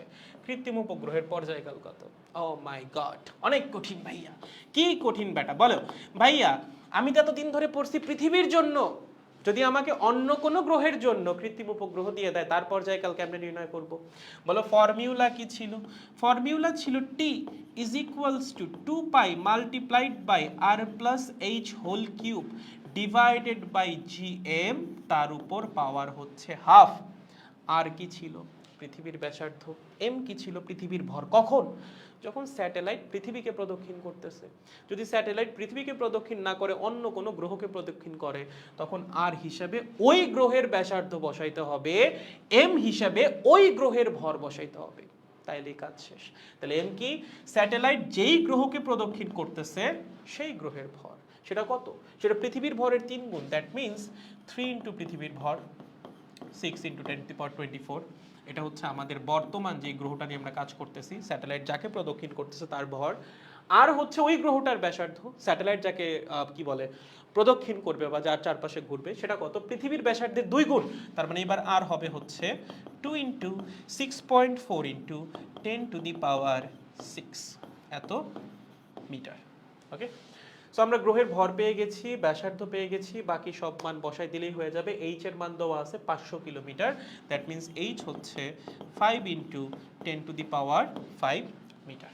ওকে, কাজ হচ্ছে খালি মানগুলা বসাইতে, তাইলেই ম্যাথ সলভ। আসো, 2 ইন্টু 3.14 ইন্টু হচ্ছে উপরে কত যাবে? আর প্লাস এইচ হোল কিউব। এটাকে যদি 2 দিয়ে গুণ করি তাহলে হচ্ছে 12.8, তাই না? হ্যাঁ, 12.8 ইন্টু 10⁻6 প্লাস 5 ইন্টু 10⁻5, তার উপর আসে হচ্ছে হোল কিউব, নিচে আসে কি জি ইন্টু এম, জি হচ্ছে 6.673 ইন্টু 10⁻11, এম হচ্ছে 3 ইন্টু 6 মানে হচ্ছে 18 বা 1.8 ইন্টু 10⁻25, তার উপর পাওয়ার হবে হচ্ছে হাফ। আপনার কাজ এটাকে ক্যালকুলেট করা, ঠিক আছে? ক্যালকুলেটরে বসায় ক্যালকুলেট করা। সো প্রপারলি ক্যালকুলেট করা লাগবে, কিন্তু দেখে বুঝতেছো যে ক্যালকুলেশনটা একটু কমপ্লেক্স, ক্যালকুলেটরে ভুল হওয়ার একটা সম্ভাবনা থাকে। সেগুলো যেন ভুল না হয় ভাই, এগুলো একটু প্রপারলি ক্যালকুলেট করো। ম্যাথ খুব সহজ, যদি ক্যালকুলেশন ভুল হওয়ার জন্য ম্যাথ ভুল হয়, দ্যাট উইল বি মিজারেবল। ঠিক আছে, মানে খুবই কি বলে দুঃখজনক ব্যাপার হবে এটা যদি তোমরা এখানে ক্যালকুলেশন মিস্টেক করো। ক্যালকুলেশন মিস্টেক করা যাবে না, অবশ্যই প্রপারলি ক্যালকুলেট করে রেজাল্টটা বের করে আসা লাগবে। পারবো? সো ফর্মুলাতে কোনো পরিবর্তন নাই, ফর্মুলা সেম, জাস্ট কোন ক্ষেত্রে কোনটা অ্যাপ্লাই করবেন সেটা বুঝতে পারলেই কাজ হয়ে গেছে। যেমন এখানে আপনি চাইলে প্রথমে বেগটা নির্ণয় করতে পারতেন √gm/r+h দিয়ে, দেন হচ্ছে পর্যায়কাল t is equals to 2π into r+h divided by বেগ। 2 স্টেপে করলেও ম্যাথটা হয়তো সমস্যা নেই, তোমার যেভাবে ভালো লাগে। যদি ফর্মুলা মনে থাকে ডিরেক্ট অ্যাপ্লাই করো, মনে না থাকলে প্রথমে বেগ বের করো, দেন 2π into r+h ডিভাইডেড বাই বেগ, সেটা তোমাকে পর্যায়কাল দিয়ে দিবে। ওকে, সো অল্টারনেটিভটা কি হতে পারতো? অল্টারনেটিভ হচ্ছে প্রথমে বেগ বের করো, √gm divided by r+h। M কি হবে? এই গ্রহের ভর। আর কি হবে? এই গ্রহের ব্যাসার্ধ। দেন পর্যায়কাল is equals to 2π into r+h divided by v, বেগের মান এখান থেকে বসে দাও, তাহলেই হয়ে যাবে। ওকে, সো যদি এই ফর্মুলা মনে রাখতে কঠিন লাগে, দেন হচ্ছে 2 স্টেপে ম্যাথ করা লাগবে। পারবো? শিওর? গুড। নেক্সট ম্যাথ, আসো কি বলছে? কৃত্রিম উপগ্রহকে ভূপৃষ্ঠ থেকে কত উপরে স্থাপন করলে এর পর্যায়কাল পৃথিবীর নিজ অক্ষের সাপেক্ষে পর্যায়কালের সমান হবে? বলো, পৃথিবীর নিজ অক্ষের সাপেক্ষে পর্যায়কাল কত? ভাইয়া, পৃথিবীর নিজ অক্ষের সাপেক্ষে পর্যায়কাল হচ্ছে 24 ঘন্টা। কত? 24 ঘন্টা। পৃথিবী যে নিজ অক্ষের সাপেক্ষে ভ্রমণ করে ঘুরতেছে, একবার ঘুরে আসতে কতটুকু সময় লাগে? 24 ঘন্টা। 24 ঘন্টাতেই তো একটা দিন কমপ্লিট হয়, তাই না? দ্যাট মিনস পৃথিবী নিজ অক্ষের সাপেক্ষে ঘুরে আসে একবার 24 ঘন্টাতে। সো আমরা বলতেছি যে কৃত্রিম উপগ্রহকে ভূপৃষ্ঠ থেকে কত উচ্চতায় স্থাপন করলে তার পর্যায়কাল হবে পৃথিবীর পর্যায়কালের সমান, দ্যাট মিনস 24 ঘন্টা। 24 ঘন্টা মানে কত সেকেন্ড? মানে হচ্ছে মাত্র 86,400 সেকেন্ড ভাইয়া। তার মানে আমাদের দেখা লাগবে কৃত্রিম উপগ্রহকে কত উচ্চতায় স্থাপন করলে তার পর্যায়কাল হবে 86,400 সেকেন্ড। কেমনে বের করব? কৃত্রিম উপগ্রহের উচ্চতার ফর্মুলা, সেটা কি? h is equals to gmt² divided by 4π² to the power 1/3 minus r। If I am not wrong, এটাই হওয়া উচিত। gmt² ডিভাইডেড বাই 4π², দাঁড়াও ভুল করিটাই তো আবার। ও মাই গড, এই এইচ এর ফর্মুলা কি রে? এইচ কোথায়? Where is H? Where is H? H কোথায়? H where are you man? gmt² by 4π², yes ভাই ইয়েস। সেই জীবনের প্রথমবার একটা ফর্মুলা ভালো মতো লিখতে পারছে, মানসিক শান্তি কাজ করতেছে। যাই হোক, তো আমাদের লাগবে কি কৃত্রিম উপগ্রহের উচ্চতা, যে কত উচ্চতায় স্থাপন করলে তার পর্যায়কাল হবে হচ্ছে 24 ঘন্টা বা পৃথিবীর নিজ অক্ষের সাপেক্ষে পর্যায়কালের সমান। তো আমার এইচ এর মান লাগবে, এইচ এর ফর্মুলা লিখবো, বাকি মানগুলা বসাই দিব, তাইলেই হয়ে যাবে। আসো মান বসাও। জি এর মান কত? জি এর মান হচ্ছে 6.673 ইন্টু 10⁻11। এম কি? এম হচ্ছে পৃথিবীর ভর। কেন এবার পৃথিবীর ভর? কারণ আমাদের কৃত্রিম উপগ্রহ পৃথিবীকে প্রদক্ষিণ করতেছে। যদি মঙ্গলকে প্রদক্ষিণ করতো, মঙ্গলের ভর বসাইতাম। যেহেতু পৃথিবীকে প্রদক্ষিণ করতেছে, সো পৃথিবীর ভর 6 ইন্টু 10⁻24। টি কি বলো? টি হচ্ছে কৃত্রিম উপগ্রহের পর্যায়কাল। সেটা কত হওয়া লাগবে? সেটা হওয়া লাগবে পৃথিবীর নিজ অক্ষের সাপেক্ষে যে পর্যায়কাল তার সমান। দ্যাট মিনস 24 ঘন্টা, মানে হচ্ছে 86,400 সেকেন্ড। তার মানে টি এর মান হবে 86,400 তার উপর square. Okay, divided by 4 pi square, তার মানে 4 ইন্টু 3.14 স্কোয়ার, তার উপর আছে টু দি পাওয়ার 1/3 মাইনাস হচ্ছে আর। আর কি? আর হচ্ছে পৃথিবীর ব্যাসার্ধ, মানে 6.4 ইন্টু 10⁶। ক্যালকুলেশন একটু বড়, বাট দেখো ফর্মুলা কিন্তু একটাই। তোমার কিন্তু একাধিক ফর্মুলা লাগবে না, তোমার একটাই ফর্মুলা লাগবে, বাট ক্যালকুলেশনটা একটু বড় হবে আর কি। হ্যাঁ, এখন তুমি যদি এটাকে ক্যালকুলেট করো, এই সবগুলোকে গুণ করো, গুণ করে এটা দিয়ে ভাগ করো, টু দি পাওয়ার 1/3 দাও, মাইনাস দিয়ে এটা করো, দেখবা রেজাল্ট চলে আসছে অ্যাপ্রক্সিমেটলি 3.6 ইন্টু 10⁷ মিটার বা 36,000 কিলোমিটার। সো তুমি যদি একটা কৃত্রিম উপগ্রহকে ভূমি থেকে বা ভূপৃষ্ঠ থেকে অলমোস্ট 36,000 কিলোমিটার উচ্চতায় স্থাপন করো, অ্যাকুরেট মান বের করলে মনে হয় 35,800 সামথিং আসবে আর কি। যাই হোক, সো এরকম একটা হাইটে যদি স্থাপন করো, তখন তার যে পর্যায়কাল, মানে পৃথিবীর চারপাশে ঘুরে আসতে যে সময়, সেটা হবে পৃথিবীর নিজের পর্যায়কালের সমান, মানে 24 ঘন্টার সমান। বুঝতে পেরেছেন? খুবই গুরুত্বপূর্ণ ম্যাথ। দেখবেন আমরা যখন ভূস্থির উপগ্রহ পড়তে যাব, তখন এটা আর একটা বার লাগবে।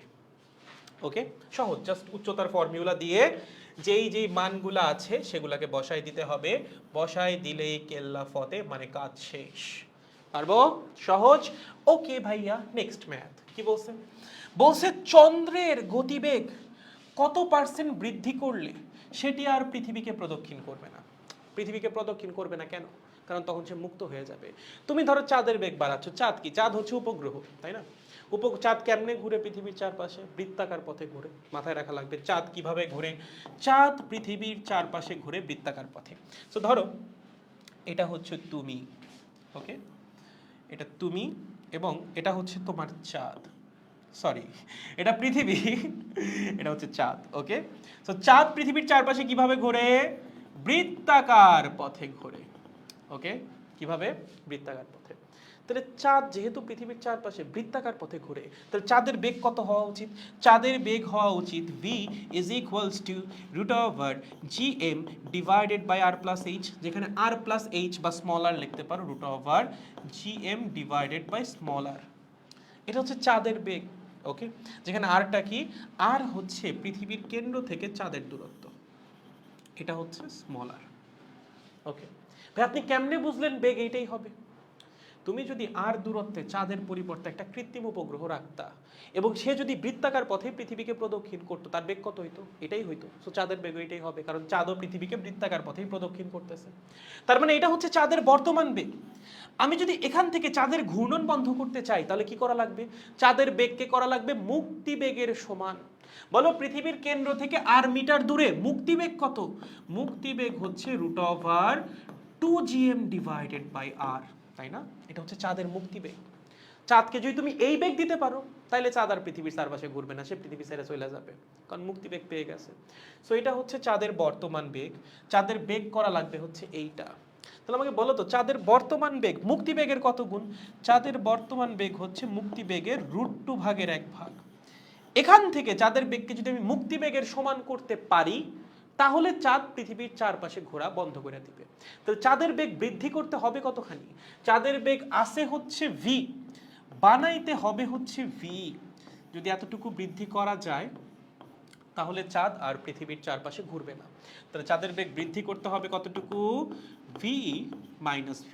এতটুকু বৃদ্ধি করতে পারলে কাজ হয়ে গেছে। v সমান কত? v সমান হচ্ছে √2 ইন্টু v, তাই না? চাঁদের বর্তমান বেগ হচ্ছে মুক্তিবেগের √2 ভাগের 1 ভাগ। তার মানে মুক্তিবেগটা চাঁদের বর্তমান বেগের √2 গুণ। তার মানে চাঁদের বেগ যদি বর্তমান বেগের √2 গুণ করা যায়, তাইলে চাঁদ আর পৃথিবীর চারপাশে ঘুরবে না, পৃথিবী ছেড়ে চলে যাবে। তো চাঁদের বেগ বৃদ্ধি করা লাগবে কতটুকু? মুক্তিবেগ হচ্ছে বর্তমান বেগের √2 গুণ, মাইনাস হচ্ছে ভি, ক্যালকুলেট করো, আসবে 0.414 ভি। তার মানে চাঁদের বেগ বর্তমান বেগের 0.414 গুণ যদি বৃদ্ধি করা হয়, তাহলে চাঁদ পৃথিবী ছেড়ে চলে যাবে। তোমাকে বলছে কত পার্সেন্ট বৃদ্ধি করলে, বলো পার্সেন্টেজ অফ বৃদ্ধি কেমনে বের করবা, পার্সেন্টেজ অফ পরিবর্তন কেমনে বের করতা? উপরে পরিবর্তন, নিচে আদিমান, মাল্টিপ্লাইড বাই 100%। তার মানে চাঁদের বেগ কত পার্সেন্ট বৃদ্ধি করা লাগবে? উপরে বৃদ্ধি, নিচে আদি বেগ, মাল্টিপ্লাইড বাই 100%। বৃদ্ধি করা লাগবে হচ্ছে এতটুকু ডিভাইডেড বাই ভি ইন্টু 100%, তার মানে 41.4%। ওকে, চাঁদের বেগ যদি বর্তমান বেগের 41.4% বৃদ্ধি করা হয়, তাহলে আসলে চাঁদ আর পৃথিবীর চারপাশে ঘুরবে না, সে পৃথিবী ছেড়ে বিদায় নিয়ে চলে যাবে। বুঝতে পেরেছো? সহজ ভাইয়া। চাঁদের বেগ এটা কেমনে বুঝলেন? চাঁদ পৃথিবীর একটা উপগ্রহ যে কিনা পৃথিবীকে বৃত্তাকার পথে প্রদক্ষিণ করে, সো ওর বেগের ফর্মুলা একদম একটা উপগ্রহের বেগের ফর্মুলার মতোই হবে, কৃত্রিম উপগ্রহের বেগের ফর্মুলার মতো। আর তাকে মুক্ত করার জন্য তার বেগ হওয়া লাগবে মুক্তিবেগের সমান। সো মুক্তিবেগটা হচ্ছে উপগ্রহের বেগের বা কৃত্রিম উপগ্রহের বেগের √2 গুণ। দ্যাট মিনস আমার বেগ করা লাগবে এখনই যেটা আছে তার √2 গুণ। √2 গুণ করা মানে হচ্ছে 1.414 গুণ করা। তাহলে বৃদ্ধি করা লাগবে কতটুকু? 0.414 গুণ বা 41.4%। সো আমি যদি বেগটাকে 41.4% ইনক্রিজ করতে পারি বা বৃদ্ধি করতে পারি, সেক্ষেত্রে চাঁদ পৃথিবীকে ছেড়ে চলে যাবে। ঠিক আছে? দেখো বুঝছো কিনা? সহজ, একদম সহজ। এটা হচ্ছে 3 নাম্বার ম্যাথ। বাইগুলো হোমওয়ার্ক দিয়ে দিই, ঠিক আছে? অনেক বেজে গেছে, আজকে চালাবো না। এগুলো কি বুঝেছো আমাকে একটু জানাই দিও, আমি বাইগুলো হচ্ছে হোমওয়ার্ক দিয়ে দিচ্ছি। ওকে, এটা হচ্ছে হোমওয়ার্ক। খুব সহজ সহজ ম্যাথ ভাই। এটা 500 মিটার না, ওরে বাবা 500 না, এটা 500 কিলোমিটার। মিটার কেন? হায় হায়, কিলোমিটার হবে, ঠিক আছে? এটা হচ্ছে হোমওয়ার্ক 1। এখানে তোমার কি বের করতে বলছে? কৌণিক বেগ বের করতে বলছে। খুবই সহজ ভাই। ভূপৃষ্ঠ থেকে 500 কিলোমিটার উপরে একটা কৃত্রিম উপগ্রহ আছে, এইচ এর মান দিয়ে দিছে, তোমার বলছে কৌণিক বেগ নির্ণয় করো। কৌণিক বেগ নির্ণয় করা তো আসলে খুবই সহজ। রৈখিক বেগের ফর্মুলা তুমি জানো, রৈখিক বেগকে ঘূর্ণন পথের ব্যাসার্ধ দিয়ে ভাগ করে দিলেই কি হয়ে যাবে? কৌণিক বেগ বের হয়ে যাবে। সেটা তোমরা এমনিও পারবা, পরের দিন না করাই দিলেও পারবা, তাও করাই দিবনি। এটা আমাদের হোমওয়ার্ক নাম্বার 1। ওকে, আমাদের ভূপৃষ্ঠ থেকে 500 কিলোমিটার উচ্চতা একটা কৃত্রিম উপগ্রহ আছে। প্রশ্ন করছে ও যেহেতু ঘুরতেছে, কৌণিক বেগ তো একটা আছে, সেই কৌণিক বেগের মান কত? ওকে, এবার হচ্ছে হোমওয়ার্ক 2। কি বলছে? হঠাৎ করে পৃথিবীর ব্যাসার্ধ অর্ধেক হয়ে গেল, কিন্তু ঘনত্ব অপরিবর্তিত থাকলো। যদি কৃত্রিম উপগ্রহটার পর্যায়কাল অপরিবর্তিত রাখতে চান, তাহলে কৃত্রিম উপগ্রহকে কতখানি উপরে স্থাপন করতে হবে? 500 মিটার না, এগুলো কিলোমিটার হবে। ইস, সরি। সো একটা কৃত্রিম উপগ্রহ আছে 500 কিলোমিটার উচ্চতায়, প্রথমে পৃথিবী আছে। সো প্রথমে সে পৃথিবীর চারপাশে ঘুরতেছে, তার একটা নির্দিষ্ট পর্যায়কাল আছে। তোমাকে বলছে হঠাৎ করে পৃথিবীর ব্যাসার্ধ অর্ধেক হয়ে গেছে, কিন্তু পৃথিবীর ঘনত্ব চেঞ্জ হয় নাই। এই অবস্থায় যদি তুমি কৃত্রিম উপগ্রহের পর্যায়কাল সেম রাখতে চাও, তাহলে আসলে 500 কিলোমিটার উচ্চতায় রাখলে তো হবে না, তার হাইটটা চেঞ্জ করা লাগবে। প্রশ্ন হচ্ছে তাকে কত হাইটে উঠানো লাগবে। ওকে, সেটা চিন্তা করো, চিন্তা করার মতো প্রশ্ন, এবং এটা হচ্ছে একটা ইম্পর্টেন্ট কোয়েশ্চেন। এটা খুবই ইম্পর্টেন্ট। হ্যাঁ, এখানে যেটা আছে এটা খুবই important for your HSC exam. এটা তোমাদের হোমওয়ার্ক নাম্বার 2। ভালো মতো চিন্তা করবা ঠান্ডা মাথায়, বুঝছো? দেখবা পাইরা গেছো, ঠান্ডা মাথায় চিন্তা করলেই পারবা, সমস্যা নেই কোনো। দেন হচ্ছে হোমওয়ার্ক নাম্বার 3। কি বলছে? একটা কৃত্রিম উপগ্রহকে 2r উচ্চতায় পাঠানোর জন্য ভূমি থেকে নিক্ষেপ করার সময় কি পরিমাণ শক্তি সরবরাহ করতে হবে? কৃত্রিম উপগ্রহের ভর ধরো small m KG, capital M না, ক্যাপিটাল এম তো পৃথিবীর ভর। ওকে, কি বলছে? একটা কৃত্রিম উপগ্রহ আছে ভূপৃষ্ঠে, বুঝছো কোথায় আছে? ভূপৃষ্ঠে। তাকে তুমি পাঠাবো কোথায়? তাকে তুমি পাঠাবো হচ্ছে 2r উচ্চতায়, h is equals to 2r উচ্চতায়। প্রশ্ন করছে এই যে 2r উচ্চতায় পাঠাবা, তার জন্য কতখানি এনার্জি তোমার স্যাটেলাইটকে দেওয়া লাগবে? চিন্তা করো। ঠিক আছে, এটা খুব সুন্দর একটা প্রবলেম। হ্যাঁ, ইন্টারেস্টিং প্রবলেম। এটা হচ্ছে আমাদের হোমওয়ার্ক নাম্বার 3। ওকে, আরেকটা দিয়ে দিই হোমওয়ার্ক, আর একটা, অনলি ওয়ান মোর। ওকে, আসো আরো একটা। কি বলেছে? 10 টন, সরি 100 টন ভরের একটা ভূস্থির আচ্ছা না, ভূস্থির এটা লাগবে না, এটা পরে, এটা না, এটা না, এটা পরে, ভূস্থির এখনো পরে না, এইটা। ইয়েস, an artificial satellite মানে হচ্ছে কৃত্রিম উপগ্রহ, moving in a circular orbit মানে বৃত্তাকার পথে ঘুরতেছে, around the earth, has a total energy of magnitude E not. It's potential energy is equals two what a question ভাই, এটা 2 মিনিটের ব্যাপার, 2 মিনিট কি 2 সেকেন্ডের ব্যাপার, ঠিক আছে। এটা হচ্ছে হোমওয়ার্ক নাম্বার 4। চিন্তা করি, এটা সহজে আমি লিখেও দিছি। তোমাকে টোটাল এনার্জি দিয়ে দিছে, সেখান থেকে বলছে পটেনশিয়াল এনার্জি বের করতে, প্রকাশ করা লাগবে ই নটের মাধ্যমে, এটা তোমাদের লিখাও দিছি আমি, এটা পারা উচিত। ওকে, আর কিছু নাই, আরটা আমরা পরেরটা পড়বো, পরের দিন পড়বো এগুলো, হ্যাঁ, যে জিও, লিও, তারপর হচ্ছে তোমার মিও, এগুলো আমরা পরের দিন পড়বো। লিও মানে কি, লোয়ার আর্থ অরবিটাল বা লোয়ার আর্থ অরবিট, যারা কিনা পৃথিবীর খুব কাছাকাছি ঘুরে, ঠিক আছে। দেন হচ্ছে মিও, মিডল আর্থ অরবিট। দেন হচ্ছে জিও স্টেশনারি অরবিট। ওকে, এগুলো নিয়ে আমরা পরের দিন পড়বো, বিভিন্ন টাইপের স্যাটেলাইট। সো আপাতত এই পর্যন্ত হোমওয়ার্ক রইলো, আমি তো পরের দিন ম্যাথ করাই দিবনি। আপনারা যদি সব বুঝে থাকেন তাহলে আজকের মতো আমাদের ক্লাসের সমাপ্তি। আপনাদের কমেন্ট কেন যেন আমার সামনে আসতেছেন, আই ডোন্ট নো, আমি তো আর একটাবার চেক করি।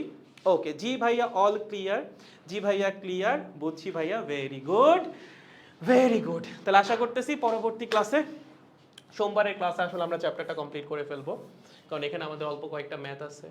এখানে একটা আছে, দুইটা, তিনটা, চারটা, ওখানে আছে একটা, দুইটা, আর হচ্ছে কেপলারের উপপাদ্য, বাকি সব আসলে আমাদের পড়া শেষ, ঠিক আছে। ওকে গাইস, তাহলে নেক্সট দিন আশা করতেছি চ্যাপ্টার কমপ্লিট হয়ে যাচ্ছে, খুব বেশি সমস্যা আর থাকা উচিত না, নেক্সট ক্লাসে আমরা এটা খতম করে ফেলবো। ওকে, তাহলে দেখা হচ্ছে সোমবারের ক্লাসে। আজকের মতো ক্লাস এই পর্যন্তই, অনেক কিছু পড়াই ফেলছি, এখান থেকে প্রশ্ন আসবে, বারবার বলতেছি, আগেও বলছি, আজকেও বলতেছি, সামনেও বলবো। সো আজকের ক্লাসে যা যা পড়াইছি এগুলো ভালো মতো পড়া লাগবে।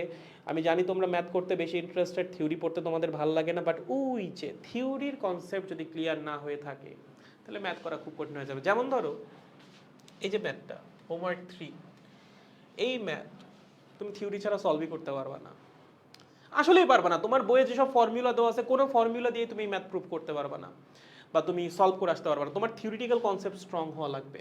যদি স্ট্রং হয় তখন এই ম্যাথ সলভ করা তোমার জন্য 1 মিনিটের ব্যাপার। ম্যাথ কঠিন না, ম্যাথ সহজ যখন তোমার কাছে থিওরি ক্লিয়ার। থিওরি ক্লিয়ার না থাকলে এই ম্যাথটাই কঠিন। তোমার বইয়ে যে কয়টা সূত্র দেওয়া আছে, ব্যাখ্যা, মানে ধরো তুমি প্রপার ব্যাখ্যা জানো না, ওই ব্যাখ্যা ছাড়াই ম্যাথ সলভ করতে চাও, জীবন নাই হয়ে যাবে, ঠিক আছে। বাট যখন জানা থাকবে যে কেমনে করে স্যাটেলাইটকে আমরা এখান থেকে এখানে নিয়ে যাই, স্যাটেলাইট যখন ঘুরে তখন তার এনার্জির কি হয় না হয়, ব্লা ব্লা ব্লা, এগুলো যখন তোমার কনসেপ্ট ক্লিয়ার থাকবে তখন এই ম্যাথ করতে তোমার 30 সেকেন্ড লাগবে, লিটারালি 30 সেকেন্ড, একদম সহজ ম্যাথ ভাই, 30 সেকেন্ড দিয়ে এই ম্যাথ সলভ করা সম্ভব যখন তোমার কনসেপ্ট ক্লিয়ার। কনসেপ্ট ক্লিয়ার না থাকলে এই ম্যাথ দেখা যাবে 30 মিনিটে সলভ করা অনেক কঠিন হয়ে যাবে। যাই হোক, আমরা পরবর্তী দিনে এই ম্যাথগুলো সলভ করব, সমস্যা নাই।